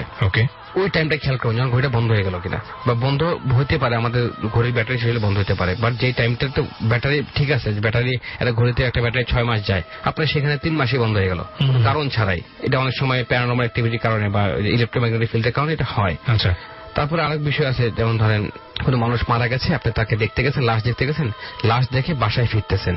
তো বাসায় ফিরতে ফিরতে আপনি রাস্তায় এমন কাউকে দেখে বসলেন যার চেহারা মৃত ব্যক্তির সাথে মিলে যায়। হ্যাঁ, এটা কিন্তু বিভিন্ন বিশেষজ্ঞদের মতামত, আমি আপনাকে বলতেছি। অনেক সময় দেখা যায় যে মিলে গেছে তাদের চেহারা, এবং অনেক সময় এমনও হয় যে আপনার খুব আপনজন মারা গেছে, কিন্তু আপনি রাস্তার মধ্যে এমন কাউকে দেখলেন যে মারা যাওয়ার সাথে চেহারা মিলে, আপনার বোন মারা গেছে, ভাই মারা গেছে, বা চাচা কেউ কেউ মারা গেছে কিন্তু খুব ঘনিষ্ঠ আপনার সাথে, রাস্তায় কাউকে দেখলেন যে চেহারাটা মিলে যায়। এর মানে কিন্তু সে মানুষ, বাট এটা আপনাকে ইঙ্গিত করতেছে, কোন আত্মা বা জিন আপনাকে ইঙ্গিত করেছেন তার সাথে কথা বলো, তার সাথে মিশো, তুমি অনেক জানতে পারবা। হ্যাঁ, আমরা কিন্তু কখনো এগুলো করি না আমাদের লাইফে, বাংলাদেশে মনে হয় না জীবনে কেউ এই কথাগুলো শুনছে আগে। এগুলো হচ্ছে মাধ্যম, যে আপনি কমিউনিকেট করার মাধ্যম। যদি কেউ মারা গেছে বা কারোর সাথে কমিউনিকেট করতে চাচ্ছেন আপনি, সেই মাধ্যমগুলো কিন্তু আমি আপনাদেরকে আস্তে আস্তে বলতেছি, মনোযোগ দিয়ে শোনেন। তারপর একটা হচ্ছে ছায়া। আমি গত বছর বলছিলাম ছায়া দিয়ে আমরা অনেক কিছু করতে পারি, এবং যারা ব্ল্যাক ম্যাজিক করে, কালো জাদু করে, তারা ছায়াকে ইউজ করে। ছায়া দিয়ে অনেক কিছু করা যায়, এবং ছায়ার একটা নিজস্ব, যেহেতু জিনিসটা এক্সিস্ট করে, ছায়া এক্সিস্ট করে, যেটা আমরা দেখতে পারি, তার একটা ক্ষমতা আছে, সেটা নিয়ে অন্যদিন বলবো, জাস্ট আমি বেসিক গুলো বলে দিই। ছায়া অনেক সময় মনে হয় যে ছায়া আমরা ফিল করতে পারি। মনে আপনি একটা জিনিস করে দেখবেন আজকে রাত্রে যারা শুনতেছেন, একটা ছায়ার মধ্যে একটা পা, মনে করেন পায়ের আঙ্গুল, বুড়ি আঙ্গুল, খালি পায়ে দাঁড়াবেন 2 মিনিট, বা পায়ের মধ্যে যেখানে ছায়া পড়ছে ছায়াতে মেচে কাটে দিয়ে আগুন ধরে দিবেন, দেখবেন ওই জায়গাতে আপনার ফিল হচ্ছে, হবে। এটা ফিল যে হবে না, মানে 100% ফিল হবে যদি আপনি ফিল করতে পারেন। মানে ওরকম আপনার যদি মন মানসিক থাকে যে আমি এখন নিজেকে ওভাবে নিয়ে নিচ্ছি। একটা হচ্ছে আপনি টেস্ট করতেছেন যে দেখি তো কি হয়, ফান করে, সেটা তাহলে হবে না। যদি সিরিয়াস থাকেন চেক করে দেখতে পারেন। তো যদি আমরা দেখি যে ছায়া, আমি হেঁটে যাচ্ছি সোজা, বা ছায়াটা একটু পরে গেল, আমার সাথে গেল না, একটু খেয়াল করবেন। আপনারা যারা রেডিও শুনতেছেন, হয়তো রেডিও শোনার পরে বাথরুমে যাবেন, মুখ টুক ধোবেন, ব্রাশ করে ঘুমাবেন, তো একটু খেয়াল করবেন যে আমাদের এই প্রোগ্রামটা শোনার পরে আপনি হাঁটতেছেন ঠিকই, বাথরুমে আয়নার দিকে তাকাচ্ছেন, যার মুখটা সরালেন, আপনার আয়নার যে চেহারাটা, আপনার আয়নার যে আপনিটা, সেটা একটু পরে সরছে, জাস্ট মিলি সেকেন্ড পরে সরছে। এর মানে কি, কেন সে পরে সরবে? এখানে সামথিং রং। আমাদের সবার সাথে কিন্তু জিনভূত লেগে থাকে, আমরা এটা ভয় পাই কিন্তু আমরা দেখি না সরাসরি। ছায়া এবং আয়নার বিষয়টা একটু খেয়াল করবেন। তারপরে কিছু আত্মা থাকে, জিন থাকে যারা স্পর্শ করে, যেটা আপনাকে ছুতে পারবে। জিনদের 3টা জাত আছে, এটা আমি জিনদের যেদিন বলবো সেদিন বলে দিব। তো একটা জাত আছে যেটা আপনাকে বডিতে টাচ করতে পারবে। ঘুমে আছেন, হঠাৎ করে সে আপনাকে টাচ করবে, বুকের মধ্যে চাপ দিয়ে বসবে, আপনার ঘুমের মধ্যে সে বিরক্ত করবে। তো বিশেষজ্ঞদের মতে এরকম কিছু জিনিস আছে। এটা হয় যেরকম শরীরের বিশেষ কোনো স্থান, আমাদের হাত, পা, নাক, মুখ, আমাদের 5টা ইন্দ্রিয় আছে আমাদের বডিতে, 5 অর্গান। তো এই বিষয়গুলো করে কি, এরা ইনভাইট করে আত্মাকে। আমি প্রথমে বলে নিচ্ছি, আমি জিনের জায়গায় আত্মা ইউজ করতেছি শব্দটা, বোঝার সুবিধার্থে। তো আমাদের বডির বিভিন্ন পার্ট আত্মাকে ইনভাইট করে। ঠিক তেমনি দেখবেন আমরা বসে আছি, হঠাৎ করে মাসুল লাফাচ্ছে, আমাদের হাতের একটা মাসুল লাফাচ্ছে, আমাদের চোখের একটা ভ্রু অটোমেটিক লাফাচ্ছে, মুখের একটা অংশ মাংস বেশি লাফাচ্ছে। কেন লাফাচ্ছে? অবশ্যই সাইন্টিফিক ব্যাখ্যা এটা আছে, আমাদের কোষগুলা সংকুচিত হয়, লাফায়। কিন্তু এটাতে কি শেষ? কে কোষটাকে সংকুচিত করলো? এটা কে? আপনার কোষ সংকুচিত করছে, এটা কে করলো? উনি কোথায়? আমরা জানি সৃষ্টিকর্তা কেন করলো, সৃষ্টিকর্তা কেন পুরো বডি রেখে মুখের কোষটাই সংকুচিত করলো, অবশ্যই এখন ইঙ্গিত করে আপনার অশরীরী আত্মাকে। তখন দেখবেন বডির কোনো একটা অংশ হঠাৎ করে তাপ বেড়ে গেছে বা কমে গেছে, হ্যাঁ, তখন বুঝবেন যে সামথিং রং অ্যারাউন্ড ইউ। যখন আমাদের রাত্রেবেলা ঘুমের মধ্যে অনেক সময় চেপে ধরে, নিঃশ্বাস বন্ধ করে ফেলে, ঘুমের মধ্যে বিরক্ত করে, ঘুমের মধ্যে স্বপ্ন দেখতেছেন উল্টাপাল্টা, হ্যাঁ, তো এগুলোর সাথে যদি বাস্তবে কোনো মিল পান খুঁজে যে আপনার ঘুম ভাঙার পরে একটু আনইজি লাগতেছে, একটু কেমন কেমন লাগতেছে, তাহলে বুঝবেন যে আপনার বাসায় সামথিং কিছু একটা আছে। তারপরে প্রথমে বলে নিয়েছি যে ইলেকট্রোম্যাগনেটিক ফিল্ডের কথা, যেহেতু এই অশরীরী বা আত্মা ভূত প্রেত এসবের মধ্যে একটা ইলেকট্রোম্যাগনেটিক ফিল্ড কাজ করে। তো দেখবেন কম্পিউটারে কাজ করেছেন কোনো কিছুই আপনি মন বসাতে পারতেছেন, আপনি মন চলে যাচ্ছে বারবার অন্যদিকে, কম্পিউটার, মোবাইল এইসব জায়গায় আপনি ফেসবুক চালাচ্ছেন বা কাজ করেছেন, বাট মন টিকতেছেন, আপনার মন একদিকে বাট কাজ একদিকে। এটা একটা সাইন্টিফিক ব্যাখ্যা কিন্তু আছে। কিন্তু আমি বলবো যদি এরকম হয়ে থাকে তাহলে বুঝবেন আপনার বাসায় আপনার যে রুমে আছেন সেই রুমে সামথিং এক্সিস্ট করে। আর আপনার রুমে যদি কোনো কিছু এক্সিস্ট করে সেটা অবশ্যই বিছানার নিচে। ওকে, বিছানার ঠিক আপনার যে বিছানায় বসে বসে শুনতেছেন বা যারা সোফায় শোনেন বা বেডে শোনেন, মূলত বেডের ঠিক নিচে আপনি এখনই খেয়াল করে দেখেন, আমার কথার পাশাপাশি লাইট মেরে দেখেন, বিছানায় অবশ্যই ময়লা পাবেন, ধুলাবালি পড়া পাবেন, এগুলো ক্লিন করে রাখবেন, তাহলে কমে যাবে এই বিষয়গুলা। একই স্বপ্ন বারবার দেখা, কি বুঝা ভাই, একটা বিষয় হচ্ছে একই স্বপ্ন বারবার দেখা। যদি কোনো ভয়ঙ্কর স্বপ্ন বারবার দেখেন, স্বপ্নের মাধ্যমে আত্মারা আমাদের সাথে কমিউনিকেট করতে চায়, তারা আমাদের কোনো কিছু বলতে চায়, যে কোনো কিছু মেসেজ দিয়ে যায়, তো আমরা করি কি ভয় পেয়ে যাই, ভয় পেয়ে কবিদের কাছে যাই, হুজুরের কাছে যাই, এইসব জায়গায় যাই, গিয়ে তাদেরকে বলি, কিন্তু কোনো লাভ হয় না। তো আপনি নিজে চেষ্টা করেন কমিউনিকেট করার, তাহলে হয়তো কোনো মেসেজ পাবেন যে মেসেজটা আপনাকে ভালোর দিকে বা খারাপের যেটাই হোক নিয়ে যাবে একটা দিকে। আরেকটা মোস্ট ইম্পর্টেন্ট বিষয়, বাসায় শুয়ে আছেন, হঠাৎ করে দুর্গন্ধ বা সুগন্ধ, কোনো কারণ নাই, জ্বালানা লাগানো, নর্মালি শুয়ে আছেন, হঠাৎ করে গন্ধটা কই থেকে আসলো, আশেপাশে কোনো ডোবা নাই, নদী নালা নাই, কিছু নেই, কিন্তু গন্ধ কই থেকে আসলো, এবং এমন কোন সুগন্ধি যেটা আপনার প্রিয়জনের সাথে মিলে যাচ্ছে, আপনার মানে ওয়াইফের সাথে, যে অনেক আছে ওয়াইফ মারা গেছে বা হাজবেন্ড মারা গেছে, অনেক সময় দেখবেন তাদেরই শরীরের গন্ধ বা তাদেরই ব্যবহৃত সেন্ট বা আতরের গন্ধ আপনি পাচ্ছেন, তাহলে বুঝতে হবে আপনার বাসায় কিছু একটা এক্সিস্ট করে। আমাদের সময় শেষ হয়ে গেছে ভাই, তাহলে আমি আর অনেক কিছু বলতে চাচ্ছিলাম, অনেক কিছু আমরা সামনের পর্ব নিয়ে আসবো।